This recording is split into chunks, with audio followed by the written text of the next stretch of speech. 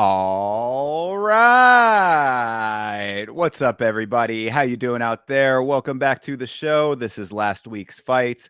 My name is Thinker St. James, and tonight we are going to be going over each and every fight from UFC 313, Pereira versus Ankalaev, taking a look at next week, which is UFC Fight Night, Vettori versus Dolidze 2.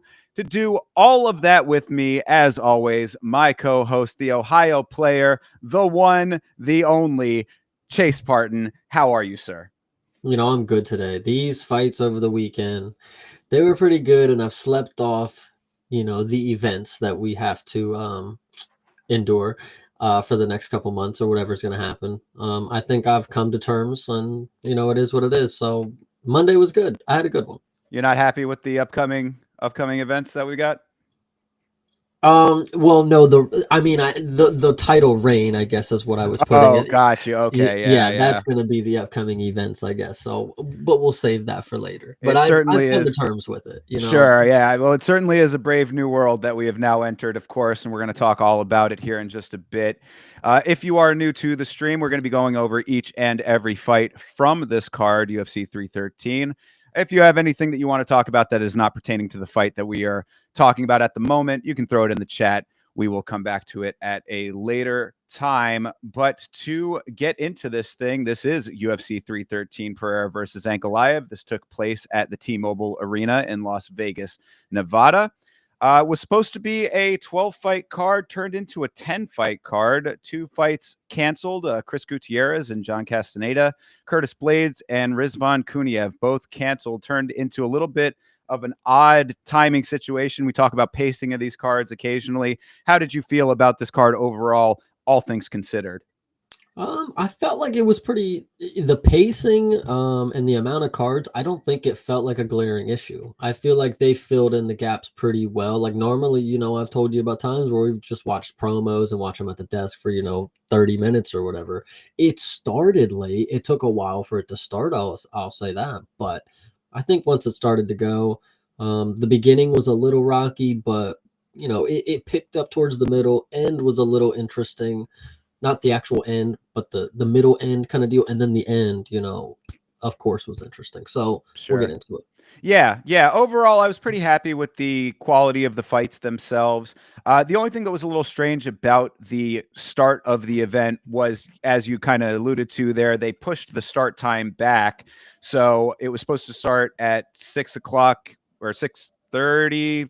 6:30 got pushed back to 7, but then didn't actually start until past 7:30. So. Right, exactly. So the start time was a little bit weird. It was kind of cool for myself and Vitz King on the watch along. We started at the time that we said we were going to start at 6:30, so we were able to kind of chat and hang out for a little while, which was sort of nice. But it was a little bit strange because they break it up by early prelims, and main card, and it turned into a single early prelim fight. Was the first fight of the night was the only early prelim. They shifted over to the regular prelims, and then it was a normal event after that. So just a little bit of weirdness, but overall the quality of the fights I think were pretty good, and of course we will get into them right now. So let's start off with this first fight. This is Jordan Santos versus Ozzy Diaz. Did DC say that Jordan Santos at one time lived in a dog kennel? Is that something that I heard?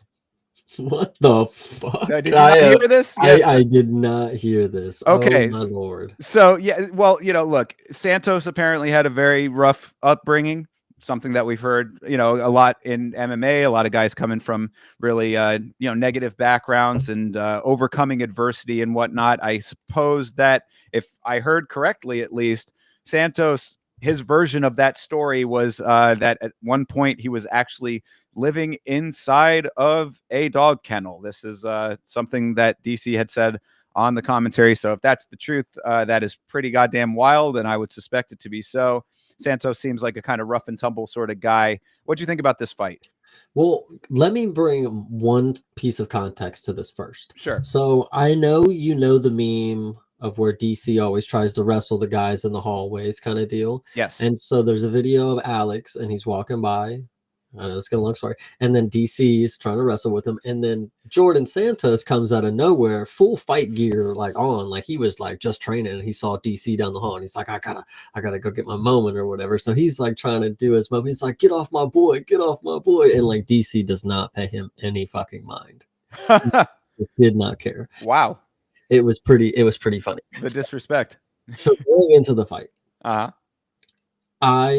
Originally I was thinking, okay, we're gonna go for the Santos money line, right? And then watching this fight, I had the opposing viewpoint from Elite. He was taking Ozzy Diaz, and I really thought like Jordan Santos won most of this fight, which is actually pretty interesting to watch because I should have known that the judging was going to get interesting, and maybe I knew deep down to put the plays in the God's hands because this right here, this was interesting. Every single round, Jordan Santos was walking him down. He was getting wild, but he was landing so many strikes that Ozzy Diaz was like reacting to.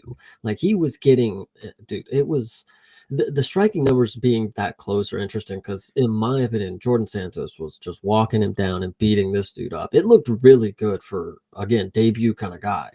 I liked it. Yeah, no, I was going to say the same thing, that the strikes landed, as far as significant strikes go, being so close is rather crazy to me based on exactly what you're talking about here. But I want to say this fight was a entertaining fight for sure. I mean, this was an interesting display to say the least, but I want to say that this was a deserved loss, and I'll tell you why. It's not that Santos didn't win this fight, because I do think that he deserved to win this fight. However, I say it's a deserved loss because Santos did not finish exchanges when he could have. Like he was in situations where he was actively having the advantage, and Diaz is a guy that we know is touchable and rockable. I mean, Zhang Minyang put him out. I'm not saying that Jordan Santos and Zhang Minyang are on the same level, but I'm saying that it's possible to have Diaz compromised, and I believe that Santos did have him compromised at a few times. What does Santos do in those times? He starts showboating like a fucking moron. And I'm sorry, if you are in a situation where it's getting close, and by the third round, it certainly was starting to get closer when Diaz started to really get himself back into it, because those first two rounds were pretty clearly Santos, I would say. I think Diaz had a little bit more success in the third round, good accuracy as well. But if you are in a position where you're ahead, you cannot start showboating like a moron and think that you've just rest on your laurels, essentially thinking that you've done enough to in the judge's eyes. Like, bro, go out there and finish this fight if you are in the driver's seat. I agree that, okay, emoting 3 times in the first round is a little much, but Wild. You're making it seem like he was, pointing at him and like doing the Sugar Sean dribbles. He was hyping the crowd. It was the first round. Well, when he had him hurt, that's the problem. In my opinion, he hurt him the first time, and then it was like after the moment, at least in the moment, it's like the first one he didn't pounce. Okay, so it looks like he weathered himself on that first one. Okay, hype the crowd a little bit. Then they get into a flurry. Okay, he hypes it again or something, and then probably didn't finish it. Try. Okay, because he wanted to hype it a third time.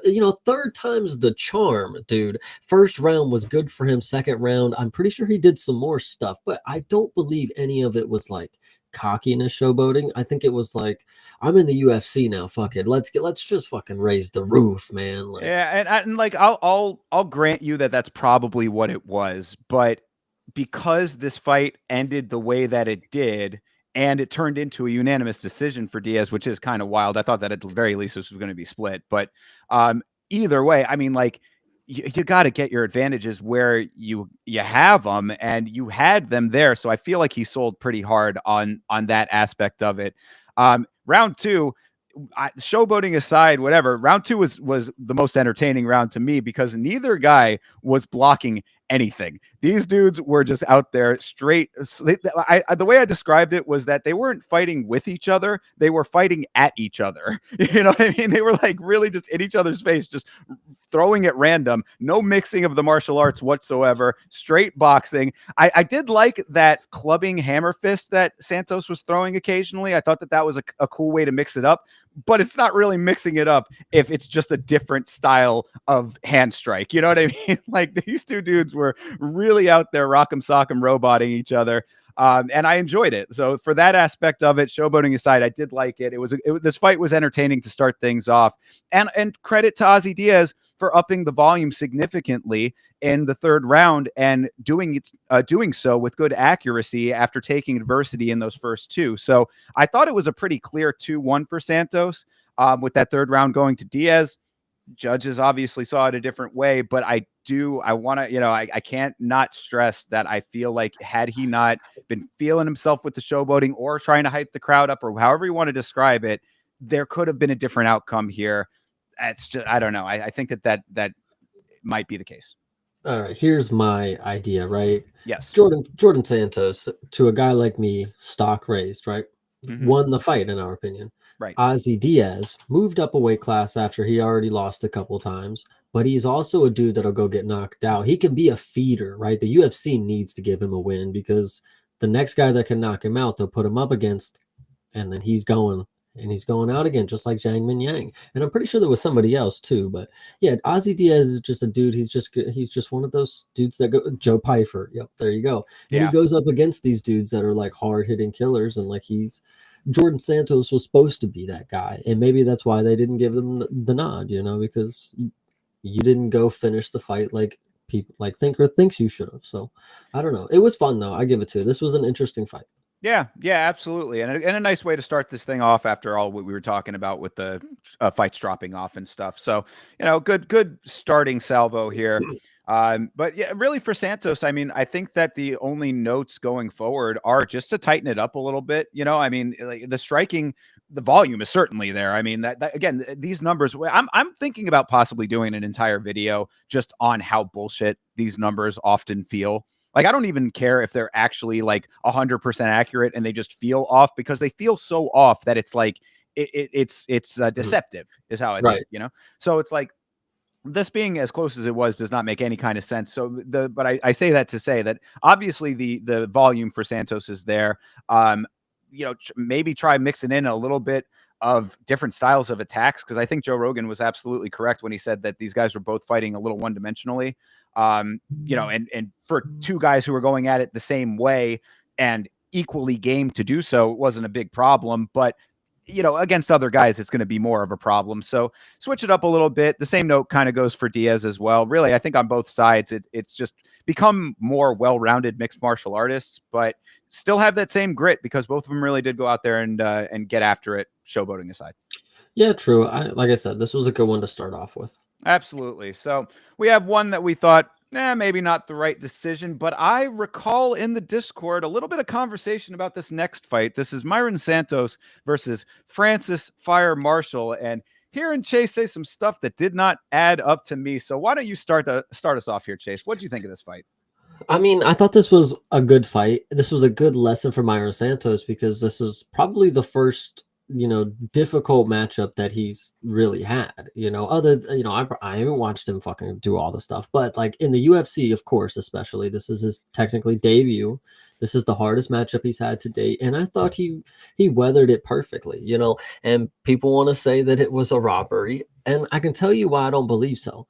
The only thing that you can say that happened that was really a moment for Francis Marshall was the knockdown in round one, and they didn't even count it, which is honestly kind of crazy. But Myron Santos was able to recover and he was able to end the round, and he was able to convincingly keep the fight close after that. In my opinion, he did great on the he was able to not let Francis Marshall hurt him after he was getting the takedown. Like the takedowns that Francis had, and with the 2 minutes of like, there was just nothing that happened. No strikes that I recall being. I can't even tell you that there was any thrown. I'm not gonna lie. You might correct me on that one, but in when it was on the ground, it wasn't much happening. And then we eventually got back to the feet. And bro, I don't know. I just think Myron got this one, and I'm pretty sure I knew the judges were gonna give it to him because, like I said, when I'm basing it off of what I believe the judges are gonna give, and off of what I know the scoring criteria to be. I don't know. I think Myron got it. Well, I cannot let this stand because I think that this was so. With that in mind, split decision win for Santos with a 30-27 for Marshall in there. Just keep that in the back pocket while I go through some of this. So, okay, let me break it down a little bit here. This was a slow first round and a close one, I would say. Marshall was landing with better power until the end of the round when he ended up dropping him. So, I mean, it was decent power up until then, and then the drop. The fact that they didn't count the knockdown is absolutely absurd to me. I do not understand that in the slightest. He recovered. He's good. Oh yeah, sure. I'm telling you, the numbers do lie. But he definitely won that round regardless, right? Round 2 to me was also a clear round for Marshall. His striking was definitely there as well. And I thought his scramble work was nice when the takedown that he shot for did not land. It was kind of not really a great entry into the takedown, but rolled through and ended up in a better position. I thought that he did pretty good. The one thing that was a note for Santos in that round was he did land that cool drop kick. I thought that was pretty dope. But aside from that, I thought that this was another good round for Marshall. I think I had in the notes that Marshall's right hand is really sharp. He's got some really nice straights and hooks from the right. So I mean, looking good through 2. Round 3 to me was more of the same. Marshall with effective striking. Then the one time that Santos has the possibility for an advantage when Marshall goes for a takedown, yet again, another takedown that was not effective for him, Francis was able to roll through and end up on top in that exchange as well. So through 3 rounds, I'm like, this seemed like a very, very clear 30-27 for Marshall. To me, this seemed like a legitimate robbery because honestly, I mean, and this is coming from a dude who bet on Santos too. Just like Chase, we watched the entire Ultimate Fighter. I like him as a fighter in the fights before this one. I thought that he navigated those pretty effectively, seemed to have a good amount of confidence in those. In this fight, he did not do very much. He seemed very overly cautious. It could have been the bright lights. It could have been the power of Marshall. I don't know exactly what it was, but he didn't seem very eager to be the aggressor and lead the dance. So I think Marshall did that. And this outcome doesn't make any real sense to me. I mean, I have this down as number 1 bullshit over here. Crowd was booing like crazy. Got the classic, "Did you think you did enough?" from Joe Rogan in the interview. I mean, did you hear John Anik right after it? He's like, well, that's a bullshit call, so it doesn't really matter. Yeah, I mean, get the fuck out of here. Seems like an accurate assessment to me. So, I also understand the perspective of going from the judges, but even with thinking from the judges' point of view, I just did not see enough out of Santos in this fight. And again, the parlays were happy about it. I think that the one parlay that I did hit actually had Santos on it. So, I mean, money wise, I'm a happy guy, but as far as, legitimacy in the win, I mean, this one, I really can't give it to him. And I feel bad for Marshall with that because I really do think he was doing nice work in this fight. Yeah, I agree. Excuse me. I don't think Marshall put on a bad performance, and I don't truly believe that he lost kind of deal, asterisk 30-27 is pretty crazy. It makes me look really good because I am sitting in the chat and I'm trying to have a lot of confidence because I'm putting money down on Myron Santos. So I can't sit here and be like, yeah, my dude's gonna fucking lose. So I'm trying to have a little confidence. And then the fact that I'm right makes me look really, really good. I'm just saying, sometimes you just got to go with your boys. And Myron Santos, I don't believe that it was anything out of the ordinary for him to be fighting the way that he did. His confidence, I will agree, it did not look as high as it normally does. I don't know what that was about, because even after round one, he looked like he was down on himself a lot. But his style on the feet, if you remember Elijah Smith from a few months ago, probably now, he's very counter heavy and he plays on the outside. But Myron Santos is very similar to that. I think he's just not as fast, like not even in the slightest. Myron Santos probably has the power to be able to knock some of these guys, but I don't think like he did in this is a tough finale. But I just don't think the confidence was there for him to like have that moment that he could do it. Fair. I pride myself on my impartiality and fair assessments of these. So, money is always going to be put to the side as far as accuracy goes. And yeah, I'm sticking with my guns on this one. I think that this was a pretty clear win for Marshall, but not mad at Santos getting a win. Like I said, I think he's a good fighter. It does give me a little bit of pause because coming into this fight, if you go back and watch the watch along, I was saying that I think that Santos has the potential to be like a real name in this sport. Somebody that has a skill set that seemed pretty well rounded coming into his time in the organization. And I'm going to need to see a lot more out of him in future fights. And also, I do want to at least make the slight note that he did not curry much favor for himself by saying, "Oh, yeah, you guys can boo, but I think I did enough," and blah blah blah, this and that. I mean, just I that's an optics thing as from fan perspective, as far as how the fans see you. And I think he might have a little bit of ground to make up in that regard as well. So, a win is a win is a win. It's going to go down in the books as a win. There's no overturning it or anything like that. So Santos gets that at least, but I do believe it's going to be a little bit of an uphill battle for him now, and he's going to have to look really sharp in his next fight. Yeah, that's what I was going to say. It's just because I think he won this fight in technicality doesn't mean I think he's going to win his next fight. I'll have to see the opponent, and I'll have to really believe that Myron's going to make some big leaps, because it looked like there was a lot of holes right there. But I think a lot of it, again, was the confidence, and hopefully he's just able to be the aggressor in the fight, because that was probably where he wasn't able to get in rhythm, is he wasn't able to lead the dance. Francis just didn't let him get into any type of groove, and smart on Francis. It was a good game plan. He won that in a lot of people's opinion. 30-27. Can you argue it? I don't know. Yeah, exactly. And on Marshall's side, I really think that he needs to just continue fighting exactly the same way. Like that's again why this is so unfortunate, when things like this happen, because I think that he really did pretty much almost everything right, aside from the takedown attempts, which were not exactly accurate enough to get the control. Work on that just a little bit, perhaps. But really, I think that overall the striking was certainly there. It seemed like he had really nice power in the hands. A couple of reactions from Santos, obviously the drop that was not fucking counted, but whatever, I digress. I think that Marshall did a lot of great things in this fight, and decision aside, he's got better coming for him in the future. In fact, I think that this is the type of fight that maybe down the line they possibly could end up running back, depending on how their trajectories go. Yeah, we'll see. I wouldn't mind that. I'd like to see it.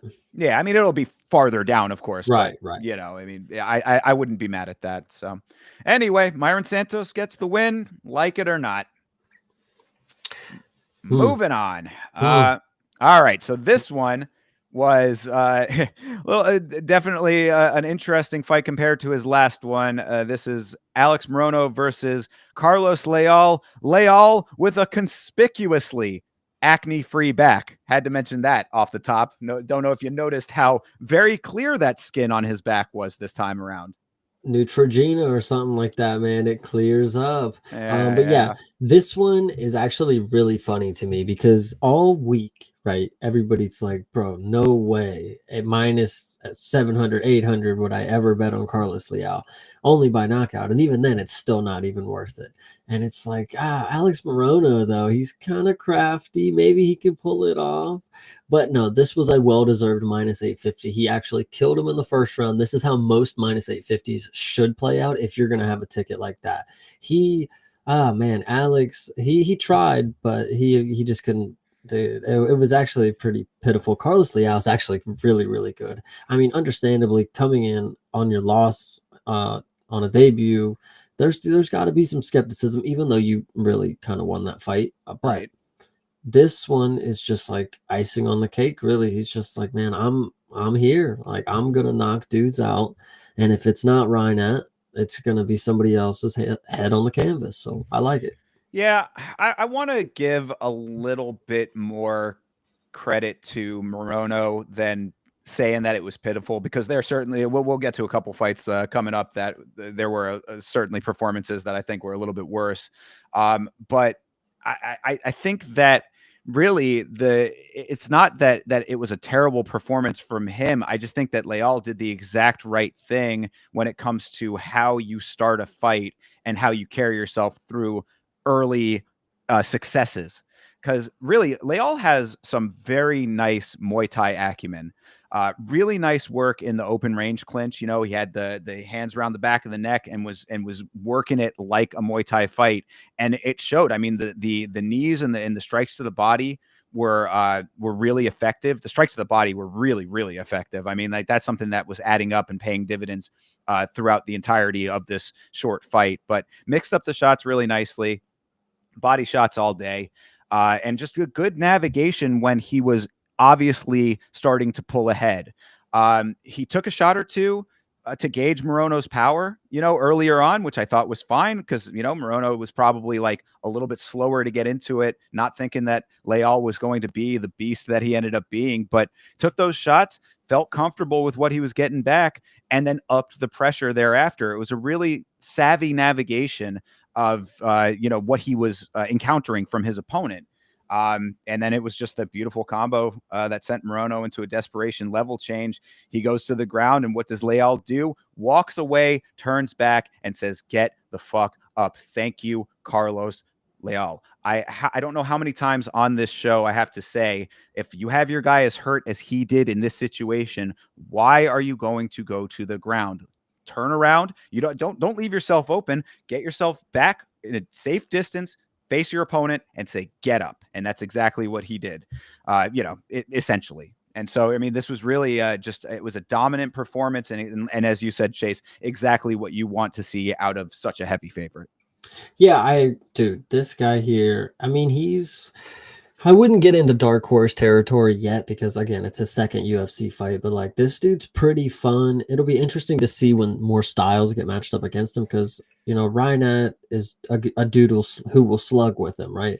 And then Alex Morono, you know, for the time being, it was going to be, hopefully, in theory, him peppering some shots and, you know, kind of skating by, and he was doing a little bit of it. It looked good at first. I was like, oh, there it goes. Yes, I was right. And then Carlos Leal just, you know, cracked the code early and just put it on him. You know, barroom brawler type. I really like Carlos Leal. Yeah, same. And that's exactly a correct assessment, because it like Morono, I think, just thought it was going to be a different type of fight. And we've talked about this plenty of times too, where it's like, if you start off in the driver's seat and you're pushing the pace. So what I talk about with pressure fighting all the time, why it's so important. You know, you get yourself into the forward momentum early when the other person is not expecting that type of output from you. Then this is exactly the type of fight that you can have. So obviously he's got some good power. You know, I don't want to speculate too much as to the juice, because, you know, the back full of acne being there and then gone is a little bit suspicious, but you know, I'll at least digress on that until I get something a little bit more substantial to go off of. But either way, power certainly seemed to be there. The navigation, as far as the intelligence in the fight goes, was there as well. He's a Muay Thai fighter. That showed really nicely in this fight. And just a really solid, dominant performance. Got to give it up to the guy. I'm looking forward to seeing him fight again. Oh yeah, for real. I mean, hopefully, like I said, when it's fights like these, and they get on the mic, and I don't really know if he said that he wanted to fight again quickly or if he wants to get back and run it again. But like, fights like these, I would hope they get back in there and run it again quick. You know, not that you need to not have a full camp, but like, at least get in the room with somebody and start talking about fights, because you just smoked this dude. And if you really want to make some progress, it's 2025. You've seen people go from, you know, nothing to title fights in just years. You know, you can start now. Carlos Leal, if you want to be fighting some bigger names, get back in there and knock out. I mean, Alex Morono is a pretty big name. I mean, for your second fight. But Sure. go ahead and keep going. I mean, get back in the gym. Yeah, I mean, look, we see people like Kevin Holland doing this exact thing. I don't know why it's not more common, especially for performances like this. You hear all these guys say, "I'm ready to fight again next week." A couple of guys end up actually getting that. I give Rainier de Ritter some credit for that. I mean, he was a dude who said it, and they actually seem like they're booking him pretty regularly. So maybe they'll be one too. I actually think we maybe predicted it perfectly. A couple weeks ago, Modestas Bukauskas, he said that he was ready to go. I'm ready to fight again. I want to get more fights in this year. And then later on, Ian Cutelaba said that he wanted to fight more and he's ready to go again. And now they're booked to fight each other. So like that's what I'm talking about. Like do that shit more. Absolutely. And as we go into this next fight here, we'll talk about it in a second. I mean, we've been seeing a lot of trimming of the fat when it comes to the roster. It seems like every week the number of fighters that get cut is increasing. I mean, it's, occasionally in the past we'd have one or two fighters that it's like, okay, that makes a lot of sense that either they're at the end of their career or they've had, several losses in a row, whatever. Over the last couple of weeks, it feels like we've been having like 4, 5, sometimes even 6 fighters getting cut at a time. They're trimming fat. So it's like, if you're going to trim the fat away, then you want to keep the meat. These are the meat. Keep putting them back in. Like keep them active. Keep them going. It actually makes more sense, and I'm not trying to throw this in like right in the middle of the card that we're discussing, but I think it does make a good point. Now that they've just announced they're having their own boxing league, maybe they're clearing the roster for those guys. So get rid of these heavy pay, and Rosenstrike is probably making a pretty good amount of money at this point in the UFC. They can get rid of him because he ain't making no money for the UFC no more, kind of deal. I don't know. So could be. I mean, they did say that they don't want UFC fighters in the new boxing promotion. So maybe some of these guys that get cut, maybe that's how they take a few over there for cheap. That could, I don't know. It could just be a cost cutting measure. It could be something to do with rosters and all this kind of stuff. I have not been paying too much attention to the boxing thing because I've never really cared all that much about that endeavor in general for Zuffa or whoever, is Dana's little pet project, basically. Like that's always just kind of been like a big side thing that I have not had much interest in. But if it starts to play more of a part in MMA, in the MMA world, then maybe there's some merit there. We'll have to keep our eyes open. I hear you. All right, back to the fight. So back to the fights. Yeah, back to the fights. There we go. Yeah. Well, I mean, did you have anything else for? No, I was just gonna say, shout out him. He's slowly becoming a favorite of mine. Yeah, absolutely. I enjoyed that fight very much. Looking forward to his next one. But along the same thought process, and we'll talk it through here, but this is Bruno Ferreira versus Armen Petrosyan. And after this display, you talk about cutting the fat. I think that Armen Petrosyan is ripe for the snipping over here, dude. Get this guy the fuck out of here. Yeah, it's actually pretty crazy to think that he was 9-3 when I first saw him, and I said, dude, this dude's record is not very good. And and then Shar knocks him out. So he comes in here 9-4, and I'm like, guys, he has almost more losses, like 50% losses on his record. And then he comes in here and now he's 9-5. It's like, dude, there's no way that we can. No way. You gotta go. This is just not top tier talent. It makes you wonder, how do you get here? Because we've known for a while that this dude is just not that good. It's been 2 fights now that they've given him strikers where he's supposed to, make something happen. And he just, dude, getting subbed by Bruno Ferreira is ridiculous. The first sub that this dude has probably ever had in his career. And it's a triangle armbar. It was nasty. Yeah, I mean, and sneaky quick the way that Bruno did end up getting it in. I actually give him a lot of credit for that part of it, but it's a lot easier when it's against Armen Petrosyan, who is kind of fighting like a little bit of an idiot. So basically, the way that I looked at this fight was, it's not just that I didn't think that Petrosyan was very good in general, even though that's probably true. It's also the fact that he's just a little bit of a gamesmanshipy kind of bitch of a dude. I'm really like cheat a lot. Yeah, you're right. I mean, look, he goes for there's the initial kick to the dick. that was a little bit questionable. It looked like it might have been a grazing shot, whatever. It was not super substantial, right? But it happens. The referee calls time for it, whatever. Bruno gets his time to recover. Immediately comes again with a second, way more on the button, on the money, shot to the dick. Loud. You hear that thumping sound against the cup.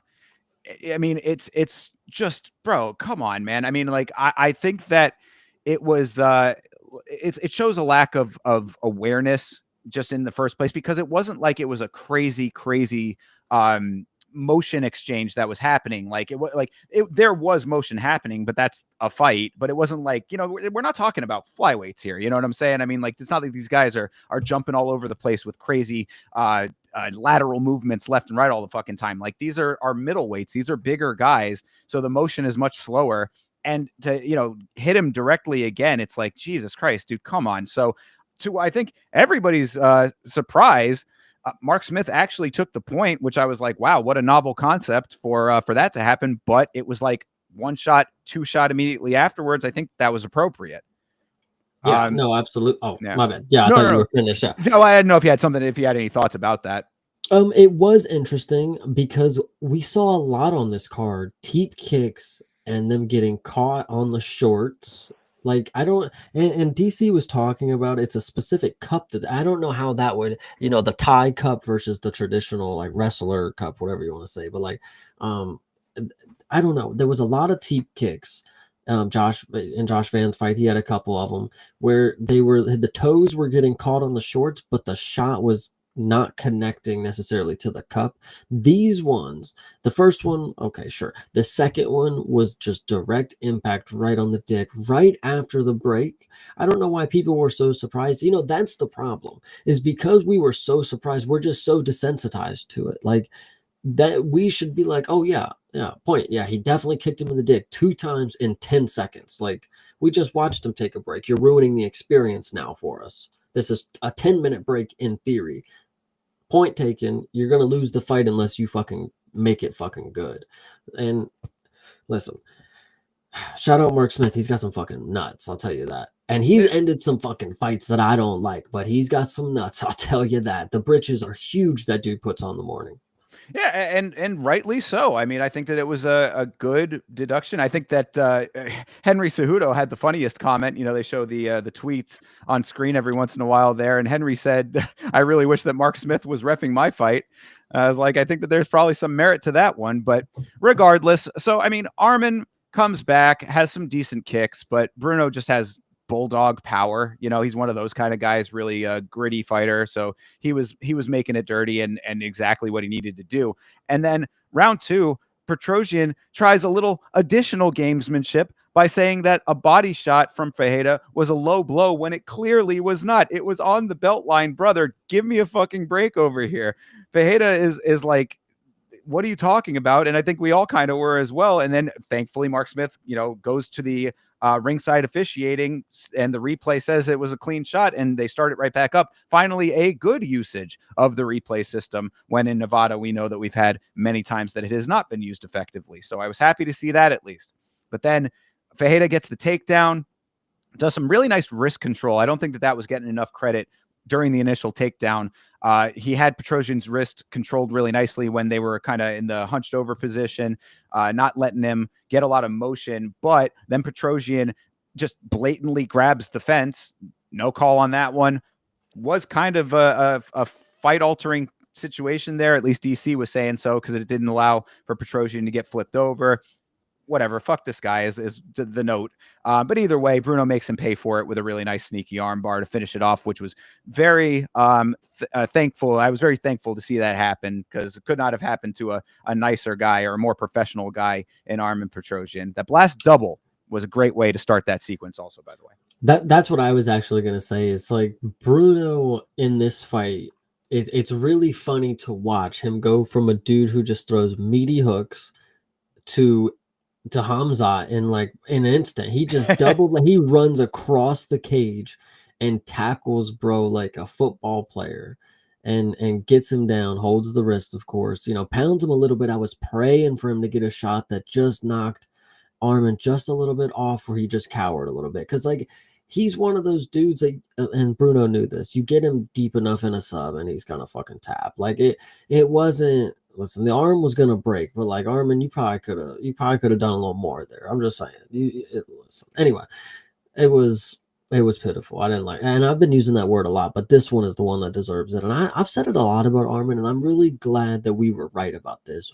No way on earth does Bruno Ferreira, who only wins by finish, comes in here at a plus 115. Ridiculous. I don't know. Yeah, and I have seen you throw in that image of Yanni the Greek up in the Discord of him picking Petrosian to win this fight. So for everybody listening out there, you can go with the guys on TV, or you can stick with last week's fights. I mean, maybe That's there's a the little bit. betting expert, guys. He told you to take Armin Petrosian money line at minus 140, and that's what ESPN pays a dude for. I'm just saying. Yeah. So the only other thing, yeah, you touched on it a little bit there, but they were talking about the steel cup versus the plastic cup usage. I think that everybody would want to go with the steel unless it's a movement disadvantage. We talked about that a little bit on the watch along, like what the reasoning for not having the steel cup is, if that's an option. I didn't know if it was a legal piece of fight attire or not, but I guess apparently it is. So if that's the case, I mean, Joe Rogan had mentioned that it gives a good leverage point for like arm bars. That might be a reason that some guys wouldn't want to use it, or why it shouldn't be legal. Like I didn't really fully grasp like what the correlation was with that, but either way, it would seem that if you want to keep the old twig and berries protected, that maybe you should all be going to the steel cup, because that plastic dealie is I mean, you're fighting a little bit compromised, I would say, or at least more open. Yeah, I agree. Yeah. So Yeah, maybe I don't that's really have much more else to say no. about this one. I Then mean, there you great go. performance. Great performance by Bruno, really. Yeah, great performance by Bruno. Really nice to see him get a submission, and Armin Petrosian can certainly go right on the chopping block as far as I'm concerned. I mean, a couple losses now, and the guy is just a little bit of a dirtball. I was not happy with this guy. It's funny that, you think he's a slime ball and stuff, is because this was labeled as Hulk versus Superman. So, I mean, Well, then Hulk smash. yeah, no, seriously, loved it. Loved it as well. Well, I guess it has come time, putting it off for long enough. Let the Josh Van glazing begin. This is Josh Van versus Ray Saria. Chase, take it away. I'm really glad Josh was a favorite, is because people are catching on. And Ray being primarily a wrestler, and actually he's primarily a grappler. He was turned wrestler in this matchup, because Josh Van, the king of sprawling, holy shit, does this dude know how to do a sprawl? And they said it on the commentary, we'll bring it up again. Bro did not know how to wrestle until 6 months before his UFC debut, and now he's one of the best defensive wrestling flyweights. Like, as of right now, that solidifies it. Cody Durden was not able to do anything. He wasn't able to get any advancement on it. Ray Saruya shot 21 takedowns. I told you, he was turned to wrestler because he could not hold him down. There was actually points where Josh, at the end of the first round, he did something interesting, and it got him on the bottom position at the end of the day, but it was a good attempt. It showed that he was willing to, figure a way out, and even if he got taken back to the bottom, he'll get up from there too. There was also a point where Josh was in full guard and he just decided to stand up. He just did the old Derek Lewis method. He just stood up. I was like, wait, how did he was about the same size on his feet as he was on his back. It was so crazy. He just stood up, and there was no combating it. And like I always tell you guys, this dude knows how to just turn up in a fight. First round, he measures what you're going to do. He'll lay it on you a little bit, give you little basic combinations, and you're getting diced up by that. So he knows you're fucking cooked in the second and third round. Second round, he comes up, he starts mixing in a lot of body shot combos, going up top. The clinch work, and like the moments that they were together were really good for Josh, because it showed good instincts on his end. Like, for somebody who's just normally just punching the shit out of you, he was looking really good defensively, trying to make some moments happen where he was getting strikes off in the clinch. So it wasn't just It wasn't just Ray holding him against the cage. It wasn't just Ray holding him on the ground. Josh was also peppering in the shots to not. He wasn't going to win in the scorecard for that regard, but he was at least inflicting damage. There was this one point where Ray was, I think it was late in the third round. Ray had, crotch sniffing as normal, and Josh is just pounding these big left shots into his body. And then, Ray had to switch positions, and then he goes to the other side and just starts pounding these huge body shots. One thing Josh knows how to do is land shots to the body. At the end of the third round, Josh Van lands a monster shot to the body, and Ray goes down claiming it was a low blow. We also had a couple here, but these ones were clean. These ones were, the first one was a little skeptical, but when you watch in the replay, it was clean. You give him the time, that's cool, whatever. The second one in the third round, Ray claimed it was low. Josh said, no, it wasn't. You go to the replay, and that was a legal strike that put him down. Start that shit back up. Josh Van should have got the finish, but I'm really happy with this. This was another all-time performance. Like, look at the striking numbers that you got on paper. 127, 169, and he's just out there doing his fucking thing. Historic numbers. This dude is going to be a Hall of Famer if he keeps doing shit like this. Well, there you go. Heavy praise indeed. Shout out to TJF saying that this is justified glaze. I would agree. I mean, the only real counterpoint to this is that if I said that Jordan Santos and Ozzy Diaz were one-dimensional, I don't think that there's anybody more one-dimensional than Ray Sarria. I mean, this dude, he was never taught the subtle art of punching when it comes to this MMA game that he is playing anywhere along that road to the UFC that he won. But I mean, look, this was goated takedown defense for Van for sure. And yeah, the Josh Van literally embodying the jiu-jitsu isn't real, just get up meme in the last minute of round one was certainly something to behold. I was very impressed with that. Derek Lewis all day long for sure.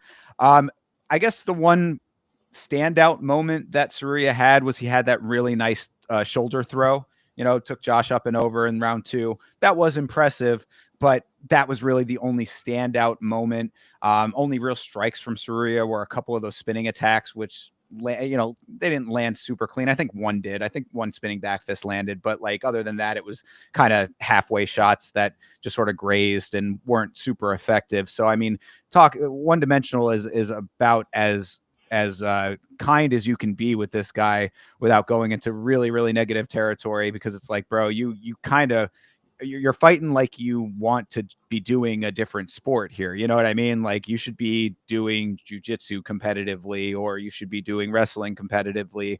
Like, if you're not going to strike at all, there is the mixed martial arts for a reason. You have to mix it up. You have to learn how to strike. You're not going to go anywhere in this sport if you can't do that. So as much as this was a really solid performance for Van, I think that to be 100% fair, I think that it was kind of just a bad performance for Sarria as far as what he was bringing to the table. So it made it very easy for Josh Van, who is a lot more seasoned and a guy who has a very bright future in front of him, a lot more experience and a lot of good things to come. I would have liked to see him finish this fight. That would have been a nice way to cap off the one-dimensional nature of Sarria and in a really emphatic way.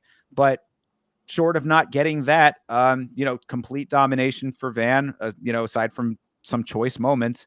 And I think that it's very telling that with 1 minute left in round three, Sarria had 17 total significant strikes. Van had the same number in round two alone, all while defending the takedowns. Yeah. Ray in this fight fought a lot like Kyler Phillips did in his last fight against Rob Font. Just very passive on the feet, and Ray, on the other hand, was actually able to implement a game plan that he thought was going to work. Kyler just did nothing. But Ray was at least shooting. It wasn't working, but in his mind, he was going to get it eventually. So you can't fault him for believing in himself, because he tried. He was the dog in this, so it's not like we're over here preaching that Josh Van overcame something great. Like you said, much more seasoned. We all knew that Josh Van is on a different path right now. Ray is just some come up right now. Get back to the bottom of the leaderboard right now. We'll see you later. Josh Van also, I would like to say, and I kind of felt this, he was gonna big brother Ray, and that's what he did. You know, Sure. he's got that Manel cap kind of. He's just gonna big boy you. You know, you're gonna be the little guy, and he's gonna be able to put the pounding on you, and he's gonna spook you and put you out of your game. Ray, maybe he was out off his game, like you said, it wasn't a great performance. Hopefully, he doesn't try to fight like this all the time, where he's just a fucking Chrome Gracie, you know, kind of deal. Right.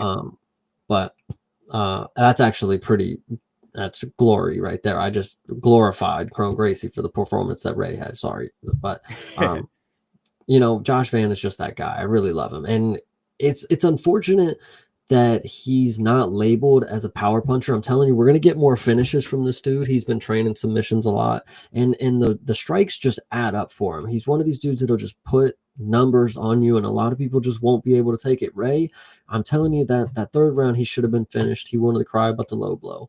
What else? Josh Van though, he's gonna start racking up finishes, and it's gonna be really, really good people, and that's what's gonna stand out on his resume. He's a decision merchant right now, but he's still young, and he's still getting into, you know, he's still growing into his body and stuff like that. He's gonna put a little bit more on. Maybe he's gonna move up somehow, some way. But as of right now, once the finishes start adding up and you guys start seeing names like, oh, he finished such and such, or oh, he finished this, it's going to look really good later on down the line, because he's going to be here for a while. You know, I know we talk about Raul Roses, but like, he's young. Yeah. Josh Van ain't too far off. He's still in the young category. To make note, these are the first two UFC fighters to match up that had been born after 2000. These guys are young. These are little baby. We, you know, so I don't know. These are just really, really good. Love Josh Van. I can't wait for him to get another dub. Hopefully he gets another fight soon. He's a very active fighter, and that's what I love about him too. And that's why, in the God's glory, Josh Van is in my heart. I tell you that. You should. The only thing left is for you to pull the hoodie up and you be wearing the shirt that you've made. Yeah. Chase has a shirt that has a person looking in the mirror, and it says the man, or envisioning the man that I want to become, and Josh Van is reflecting black. So that's, yeah. Chase is a very big Josh Van fan, as you very well might know after listening to all of that. But I agree. I mean, I really don't think that anything that you're saying is off the mark, honestly, especially also about the age. You're exactly right about that. I mean, this is a sport where when you start off as young as Van is starting off with the success that he's had, there really is the ceiling is very high. There's really not too much of a cap that you can put on him at this point. Also having taken some adversity as well. I mean, you know, the Charles Johnson fight is what it was, but that's a learning experience for a young guy too. I'm always okay with fighters at this stage in their career taking losses that make them better. And I think that the learning experience from a fight like the Charles Johnson fight is only going to improve him overall in the grand scheme of things. And then fights like this are a nice way to continue to build the resume, get a little bit more of an understanding of the motion when it comes to the way that Cerullo was approaching the fight. I think that that's a learning experience in and of itself as well. So yeah, the Josh Van has a long road ahead of him to continue doing great things. And if Chase is correct and he starts to really mix in these finishes, which is what we're hoping is the case, you know, he would be a little bit of an undersized bantamweight if he did move up.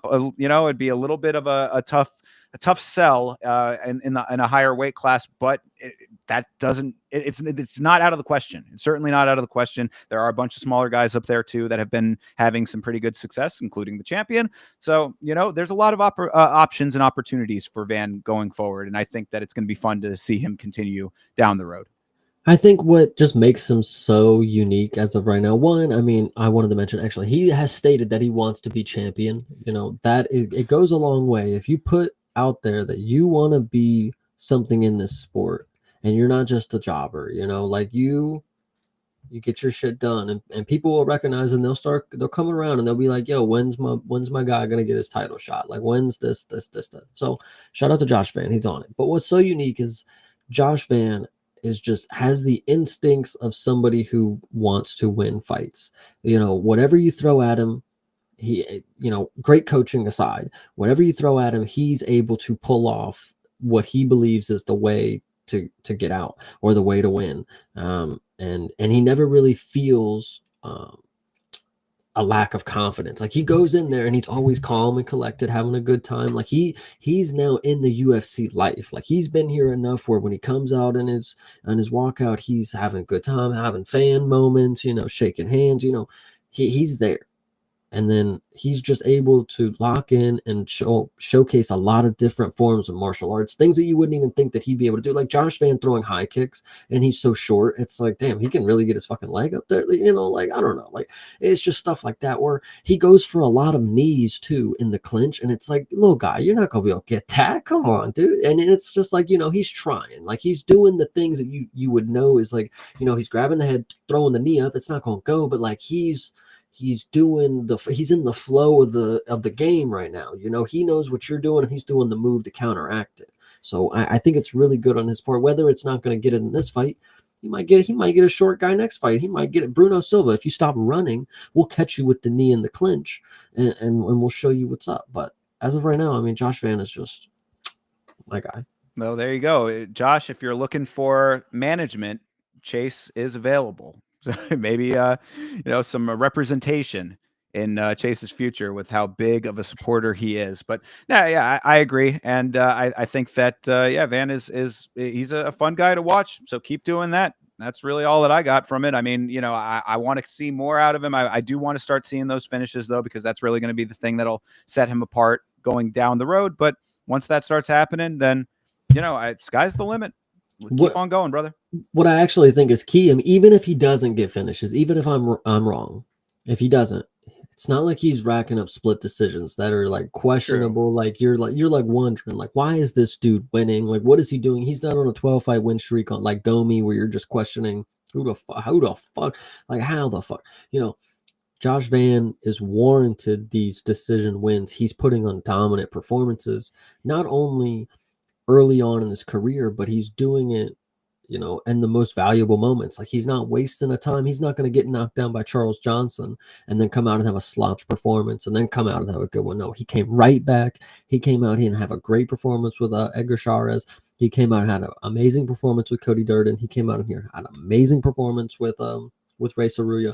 I mean, he's just a guy that is on his shit right now. And I'm telling you, it's just, when you see this dude for the first time. I know you can't do that anymore, for the first time in his career, and you just see a star in the making. Like, and here we are, and I still see it, man. He's just that guy.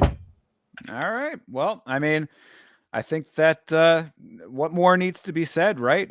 Good win for Van here, and keep doing it. And Chase will continue to say these exact same things, fight and fight again, if you do just that. So good job, 100%. Josh.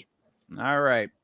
Well, let's keep this thing moving along here. Another fighter that is deserving of a little bit of praise and certainly has now made a believer out of me. This is Mauricio Rufy versus King Green. It's actually Mauricio Rufy. I keep doing the Portuguese pronunciation, but he pronounces it with the R, and it's not even really his last name anyway. We found this out recently that he took the last name based on the One Piece character Luffy, but it's Rufy for whatever reason.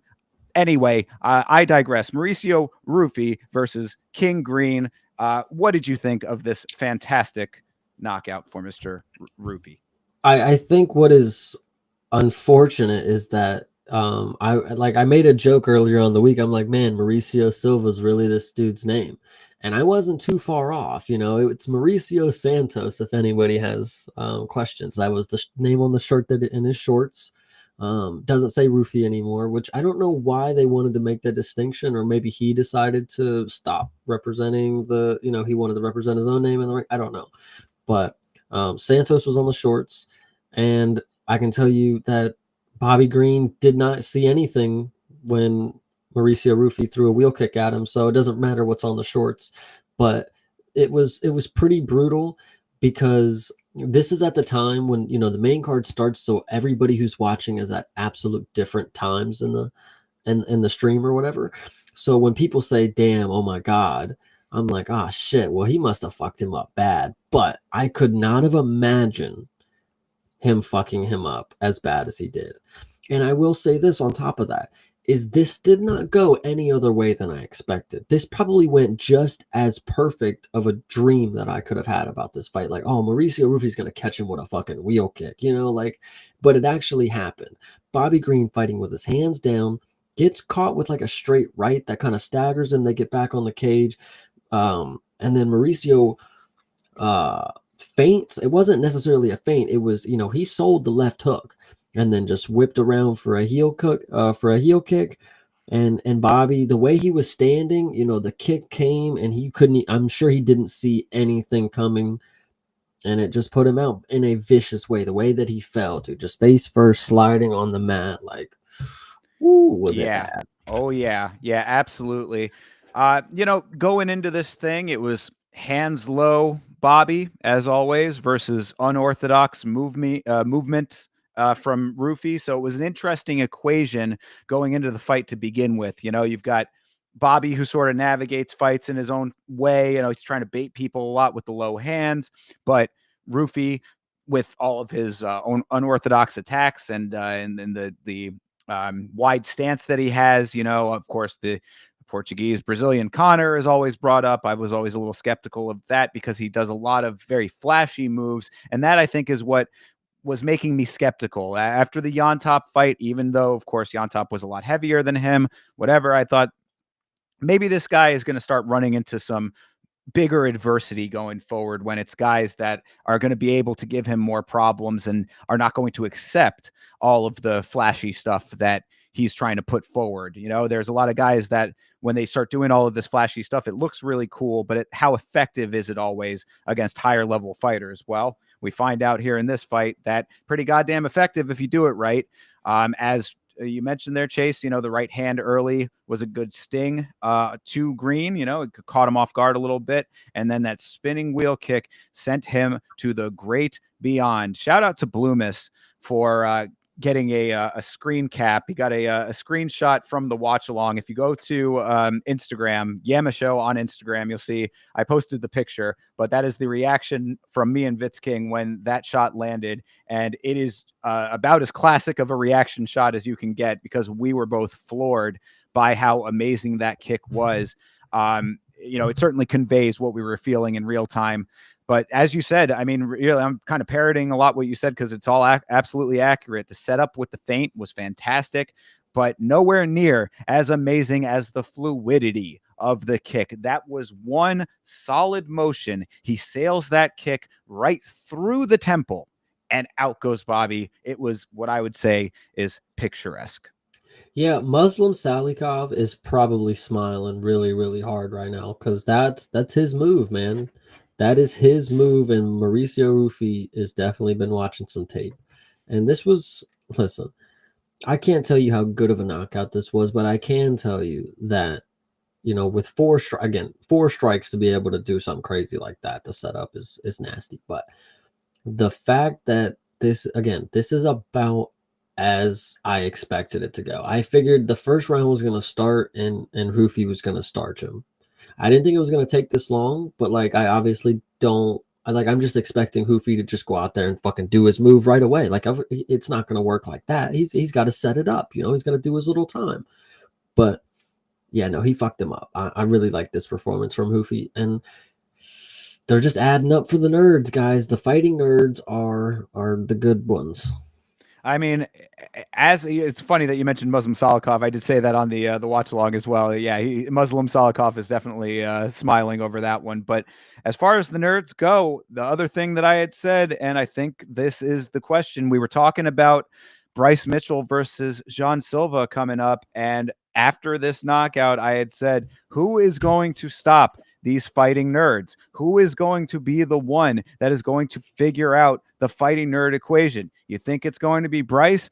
I'm not so sure. So two different fighters, two different fights. I understand that, but what are we seeing time and time again? Now, of course, we're going to talk about the main event in a little while, which will buck the trend of what have we seen time and time again being the wisdom that you should always follow. But when it comes to these fighting nerds right here, right now, it really is them versus the world situation. And I'm not seeing much just yet that is screaming to me that they're going to be the one to be the nerd killer, because that's really at this point what it looks like we're getting to. We've had situations like this in the past. Sakuraba was the Gracie killer. We're looking for the Dagestani killers right now. I mean, some people saying Marab is one of those. There's a couple of guys that you can probably put in close category that way, or potentially could be coming up. We'll see. If somebody can take down Islam, that's going to be a big one for that. But we have those kinds of things in this sport where there's a dominance in a group of people, and we need the silver bullet right now. So who's it going to be? I don't know who it is right now. We're still waiting on the one that's going to be the nerd killer, but the nerd killer is what we're waiting for, and we don't have it yet. I actually want to point out, and I'll do this on this fight because I think it's important, that this is right when the pay-per-view would have started, and there was multiple fighters that I saw, and I assume there's a lot more people that went ahead and said that there was issues getting the pay-per-view and they weren't able to watch the fight. So I assume at the time not many people were able to go ahead and see Mr. Mauricio Rufy's knockout, which would have been unfortunate for them, because then they turn it on and the second fight comes on for them. So yeah, we'll talk about that in just a little minute here. But yeah, this I put this on the knockout of the year list for sure. It's certainly an early front runner, I would say. Only a couple on there, but this is definitely one of them. And how about those nice little spin flips to celebrate? That was pretty fun. Brazil, you have Michael Chandler now. Yeah, basically. And called out Beneil Dariush. How about it? I mean, I would think Dariush would be shaking in his boots off of that one. Dariush needs to be pushed out the rankings already. Fiziev should be in the rankings, but we'll talk about that. Well, there you go. So, I mean, not much more to say about this amazing knockout. Mauricio, the man right now. And as I had said, too, I was a little bit skeptical coming into this one, but I guess I got to get on the train. Before we move on to the next fight, though, I do want to make note of Robbie Lawler getting inducted into the UFC Hall of Fame. I think anyone who does not agree with that should be exiled from this sport and have their fingers chopped off so they are never allowed to tweet again. To this day, still the best send-off in the history of the sport, in my opinion, after getting a knockout over Nico Price and then his video package in the same night. Absolutely fantastic. Chase, what are your thoughts on Robbie Lawler getting inducted into the Hall of Fame? This was before my era of like watching. Like, I know of like the all-time great matchups that he's had, kind of deal. One of my favorite moments, I'll go ahead and say, is when he dropped Ben Askren on his head. Fluke stoppage aside for that matchup. But yeah, I actually think, coming back to the sport, when Robbie Lawler came in for his retirement, I said, oh, like, dope. Like, I get to see, like, this is somebody that like is like out of my era for the time, kind of deal. So seeing him like as an older vet, like, I was kind of intrigued. Came in, knocked out Nico Price with an uppercut in the clinch, like, folded dude. Like, it was kind of crazy because it wasn't really the craziest strike, but like, it just shows you like Robbie Lawler can just make anything happen. He just comes in there and does his thing, walks off, and then retired. It was actually kind of crazy to see. I was like kind of caught off guard, but it is what it is. It was a good little package. Bro was real emotional, and that made me emotional. And now we're just all men crying, and it's a whole big deal. Strong men also cry. For anybody who is newer to the sport, go back and watch Robbie Lawler versus Rory McDonald too. Still, maybe aside from the BMF fight with Max and Justin Gaethje, my favorite fight of all time. So always a big shout out to Robbie Lawler. He is one of the good guys of the sport and a tough son of a bitch. Absolutely 10,000% deserving of being in the Hall of Fame. So that was a good one. And to say that was the most interesting thing for the next 30 minutes of the event, that was, yeah. All right, let's get into it. It's Amanda Lemos versus Yasmin Lucindo. Yasmin. Yasmin. Yeah. We talked about Andrea Lee versus JJ Aldrich recently, right? We talked about that fight a couple of weeks ago, I want to say. Mm-hmm. And what I had said in that fight was, it really bothers me when you get fights like this, because it gives people who have a negative impression of women's MMA more ammunition. And this fight right here, Lemos versus Lucindo, is squarely in the exact same arena. 0 strikes for Lucindo in round 1 and round 2. That's a serious goose egg. This fight was for a top 5 ranking in women's strawweight. Let that sink in. This was hard because I at the beginning, it happens most of the time. I'm not going to sit here and go on a rant again, but most of the times I make my initial judgment at the beginning of the week, and then I listen to everybody, and most of the people, we go with an answer, and we're like, okay, Lemos is not the move, and Lemos, odds against her, but she was able to come out here and wrestle for some she just magically knows how to fucking wrestle after for the last 4 fucking fights her not being able to do a goddamn thing in that department. This was very bad on Yasmin, especially because it's not that I care when people lose me money. I've lost plenty of money. I'm okay with that. It's the fact that they come out here and they act like they don't want to fucking fight. Like, that is the biggest problem. If 0 strikes in round 1 and 2 is the actual truth to the matter, honestly, she needs to fucking go. If I ever see her lying on Vegas again, like the option just better not be available. That's so ridiculous. Lemos, shout out you. I had faith in you originally, and I let my brain do the talking, not my heart, and that was really what the key. I should have just listened to my heart, because Yasmin, I knew. I've seen her fight. Guys, listen, I'm telling you, I've watched her fight with my own eyes, and I still thought against that. Like, she's not good. And even in the fight that she won, she just wasn't good. And it's like, it makes me frustrated that these are the people that I end up putting my money on. Like, I could have just, I could have made $5 on Josh Van, Wouldn't that have been nice? I could have got a McDonald's burger with Josh Van money. Like, yeah, that's tough. Look, it was a dominant performance for Lemos, but it really was a lot of inactivity from Lucindo. This seems to be a little bit of a trend on this one, where it's a lot of one fighter having a really solid performance almost based on the opposition that they're experiencing from their opponents. You know what I mean? Like the opposition they are experiencing from their opponents. A lot of control for Lemos, not giving Lucindo much room to work. But if she's not trying to work, then what work is there to be done? I appreciated Lucindo's corner hammering her after round 2, trying to light a fire under her ass, which was much needed. And to Lucindo's credit, she did listen. She did try to come out in round 3 a little bit tougher. She was trying to be a little bit more active, but by then it wasn't nearly enough. And even with that activity, it wasn't nearly enough. It wasn't going to be enough. Getting a takedown, doing nothing with it, Lemos reversing it to seal the deal. I mean, it just was a really poor display from Lucindo's side. And, I mean, look, I'm not trying to pat myself on the back, but I mean, the veteran status of Lemos was why I went with her. And when you have a fighter that's going to give you open range, which is what Lucindo ended up doing, then this is what a veteran fighter should do. So I'm very glad that she navigated the fight the way that she did, even though it was rather boring to watch, as I will admit.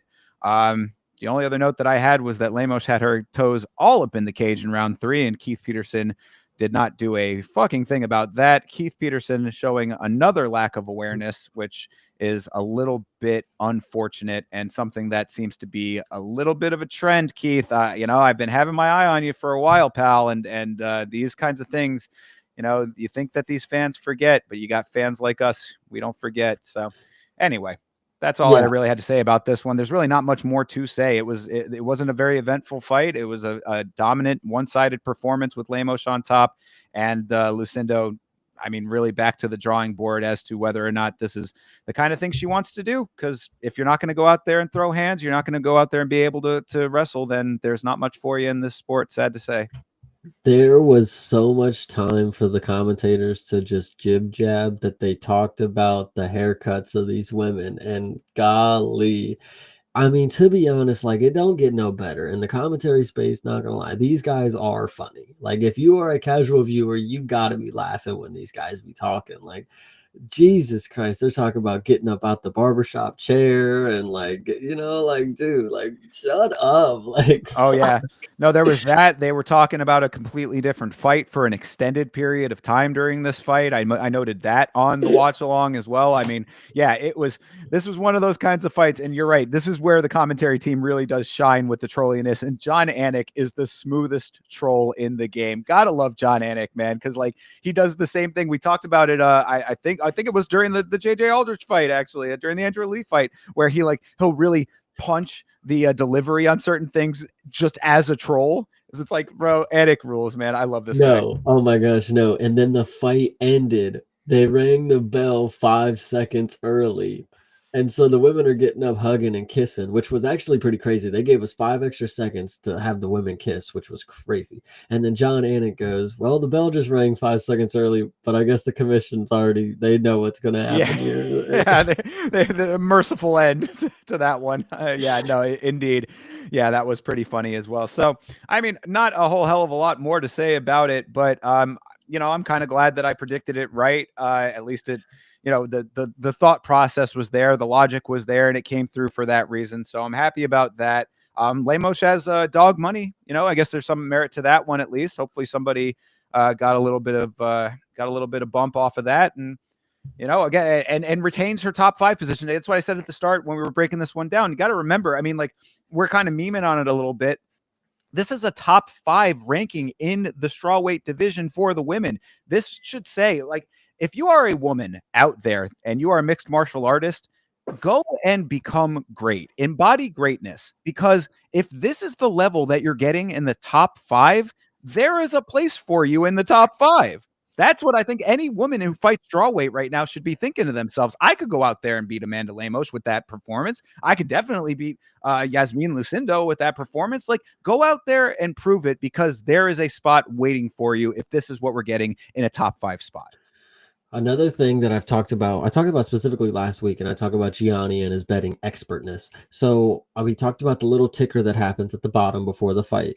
Amanda Lemos was 2-5 as a dog, and the person under 25 was winning more than 65% of the time. So when the fight started, I was feeling pretty confident that I put my money on Lucinda, because I didn't love it, but Vegas knew something. The numbers were lying in the right place, and she unfortunately is just awful, like awful. Jesus. Well, again, this is what I think is the big takeaway, is that Vegas is not always right. Vegas is not, they don't always know. So, I mean, keep it in perspective. Keep it in perspective. But I think that's all that I got on that one. We ready to move on? Oh, we can move on. Yeah, let's keep this thing going here. Jalen Turner versus Ignacio Bahamondes. Much more praise to be had in this fight. I wanted to start this one off real quick by mentioning Chris Weidman on the weigh-in show. I've had some. Let me say it this way. I've given Chris Weidman a lot of leeway when it comes to his existence in the sport. Former champion. I try to be fair with him, even through all of the eye pokey stuff in the later part of his career. I've always tried to cut the guy some slack, because he is the dude that took out Anderson Silva, all that stuff, from the past, right? But Weidman on the weigh-in show really fucking pissed me off, because Turner is there. Jalen Turner is in studio with them. And Chris Weidman is going through. They're talking about Turner's accomplishments and this and that. And Weidman basically said something along, paraphrasing here, but he said something along the lines of, "Oh yeah, and Turner was doing a really great job up until the walk off." And it's like, bro, yeah, we fucking know. Jalen Turner knows, and Jalen Turner is a super nice guy. Like, he's one of these like real salt of the earth, like good dudes. So he laughed it off. But I'm like, Chris Weidman, get this guy the fuck off of the broadcast. Like, go away, Chris Weidman. I'm sick of you at this point, dude. You've lost all favor that you might have had with me. So I just wanted to put that out there to start this, but also put it out there for another reason. The other reason is that Turner was already in a shaky mental state coming into this fight. and that'll become an issue going on through this assessment. So anyway, I just wanted to put that out there. Chase, what were your thoughts on this fight? Well, I actually want to add to what you said. Oh, It's I'm like, sorry. Go yeah, ahead. Chris Weidman is supposed to be the American hero, not fucking Chael Sonnen. You know, like he needs to not the talk shit in your face kind of deal. But either way, Chris Weidman sucks. This fight, very interesting because I was really hoping Ignacio and Jalen were going to stand and strike for a lot of this. The fact it got to the ground, and how actually did it get to the ground? I can't remember now because it doesn't say they have an official takedown, which is interesting. There was so it was a kind of it was an early flurry. That was from both of them, really. Like, I actually thought that Ignacio looked a little bit sloppy in the initial exchange, but it was like a flurry that happened, and then Bahamondes kind of just went for a sloppy entry. I mean, he just sort of like kind of collapsed onto him a little bit, and I didn't, the takedown attempt wasn't great. Jalen actually ended up on top because of that, but then Ignacio ended up doing some really nice work off of his back. Yeah, and unfortunately, Jalen Turner doesn't seem to have the ability to know that an arm bar is coming or whatever it was. It was a triangle, and it was it was just horrible defense for Jalen Turner. Ignacio showed off that he does have some grappling skills. Whether it was the best entry and whether his striking looked the best, I don't agree. His striking, it did look concerning at first. I don't know if he wasn't just like the hair and everything, it just looked like he was just in some weird mood. I don't know, but he was able to get it done. One sub attempt and one finish. Excuse me. That's what I wanted to say. Go ahead. No, sure. No, absolutely. And I mean, that's all that you really needed, right? I mean, when you're able to do what he did, I want to give a lot of praise to Ignacio Bahamondes in this, all of those things aside, what I said, the entry was a little bit sloppy. You might want to work on your singles, your doubles a little bit better, but when it came to him on his back, really good defense from his back and some really nice elbows off of his back. I was like, this is what you want to see out of a person who's on their back this way, because it almost looked like he was comfortable enough on his back to go to the sequence and obviously get what he wanted out of the exchange. So, I mean, like, a lot of times guys on their backs, they're looking like they're a little bit in no man's land. This is what you want to see. You're on your back, make the most of what you have in the limited real estate that you get. He was doing just that. So I think that was really nice. And then able to find the triangle and secure it, even without having his legs in the exact right position. That was the thing that we were talking about on the watch along a lot, is that if you saw the way that the positioning was, he didn't even have the leg fully in the crook, like not in the elbow of the, behind the knee, so to speak. Like he was almost in like this range, but just enough leverage able to be created with that and put enough pressure on it. I was like, this is really like high level work for Ignacio Bahamondes. I thought that it looked really sharp, and able to get the job done was really impressive. Obviously working with Bilal Muhammad, paying off for some people.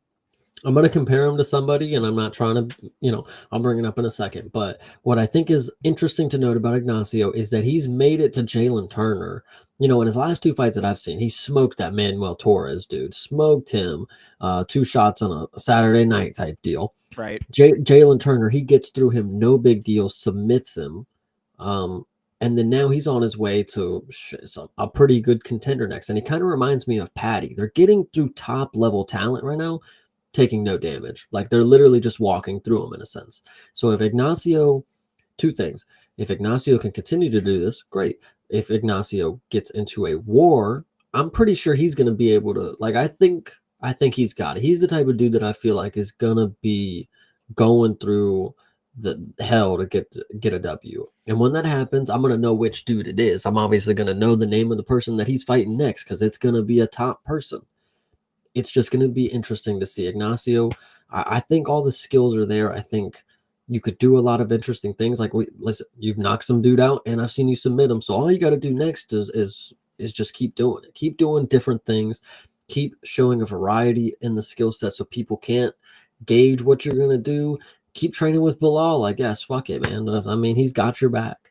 Yeah, absolutely. I think that the training with Bilal really showing in that. And on the other side of the coin, shout out to Beeb checking in. Appreciate you, man. Saying, Jalen is supposedly a brown belt.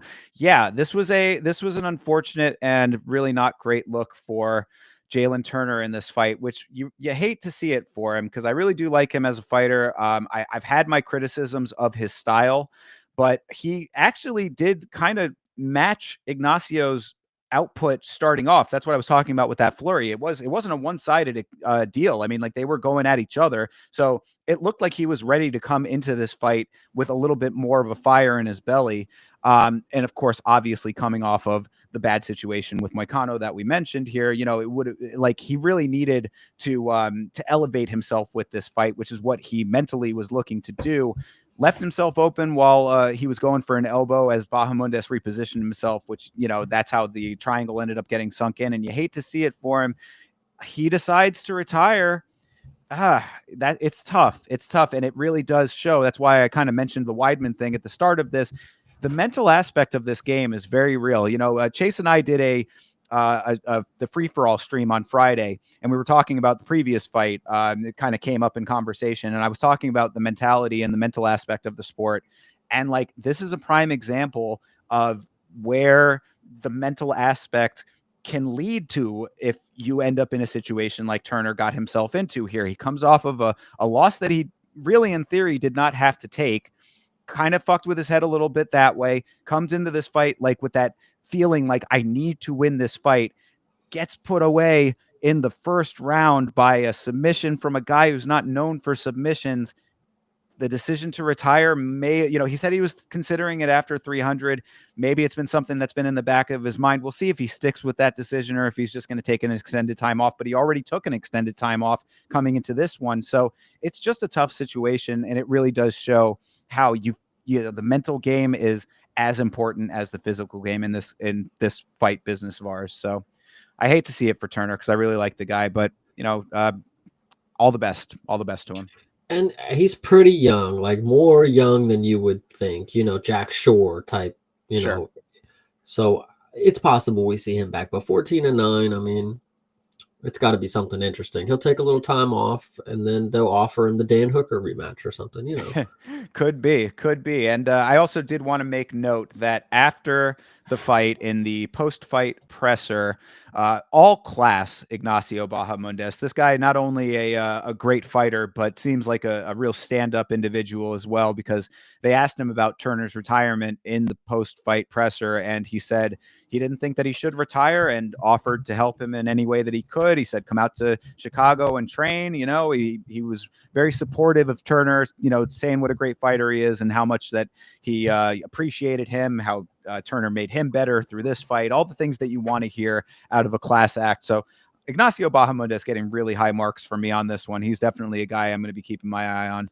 And, unfortunate situation for Turner. So, it's something to note. You want to talk about how great of a guy Ignacio is, and or it seems to be. Sure. He is somebody that trains with Bilal, and you're only as good as the people you keep, or whatever the term is. So Bilal, maybe he's gaining some points just by osmosis here. Maybe that camp is really doing some good stuff. Shout out him and Juliana Pena. I'm trying to think of some other ones that are down there, but anyway. Oh yeah, no, for sure. Yeah, no, that team out in Chicago is definitely doing good things. So yeah, I know, I agree. And yeah, I mean, look, I've never been the biggest Bilal hater in the first place. So, I think that this all makes sense. I think Bilal carries himself like a bit of a clown sometimes, but as far as the fighting goes, I don't think you can really deny it. So yeah, the Bilal wrestling ability rubbing off on some of his students, some of his peers, and you love to see that aspect of it at least. So good on him. And keep doing what you're doing, Ignacio. I will certainly be watching. And Viva Chile. Hell yeah. Hell yeah, indeed. All right, let's move on to this co-main event here. Justin Gaethje, Rafael Fiziev. Of course, Fiziev coming in on 12 days' notice, filling in for the injured Dan Hooker. What did you think of this fight, sir? This one is frustrating because in my heart, I picked Fiziev, and I wanted to go with Vegas again because, gosh, they must have known something. And to their credit, it was a good fight. It was close. I honestly thought it was a lot closer than a unanimous decision because first round, okay, easy for Fiziev. He got 2 takedowns, and it was easy too for him.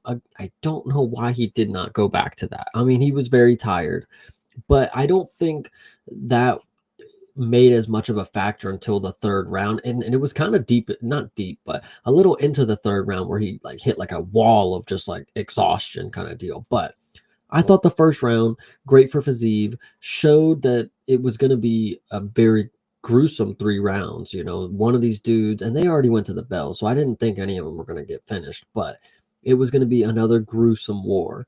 Shout out to Fiziev for not wearing the damage as much as the first fight, but second round I thought was a lot closer. In my opinion, from what I was watching, Fiziev was going to win that round up until the knockdown, but I've heard different. I could be wrong. I did have money off of Fiziev.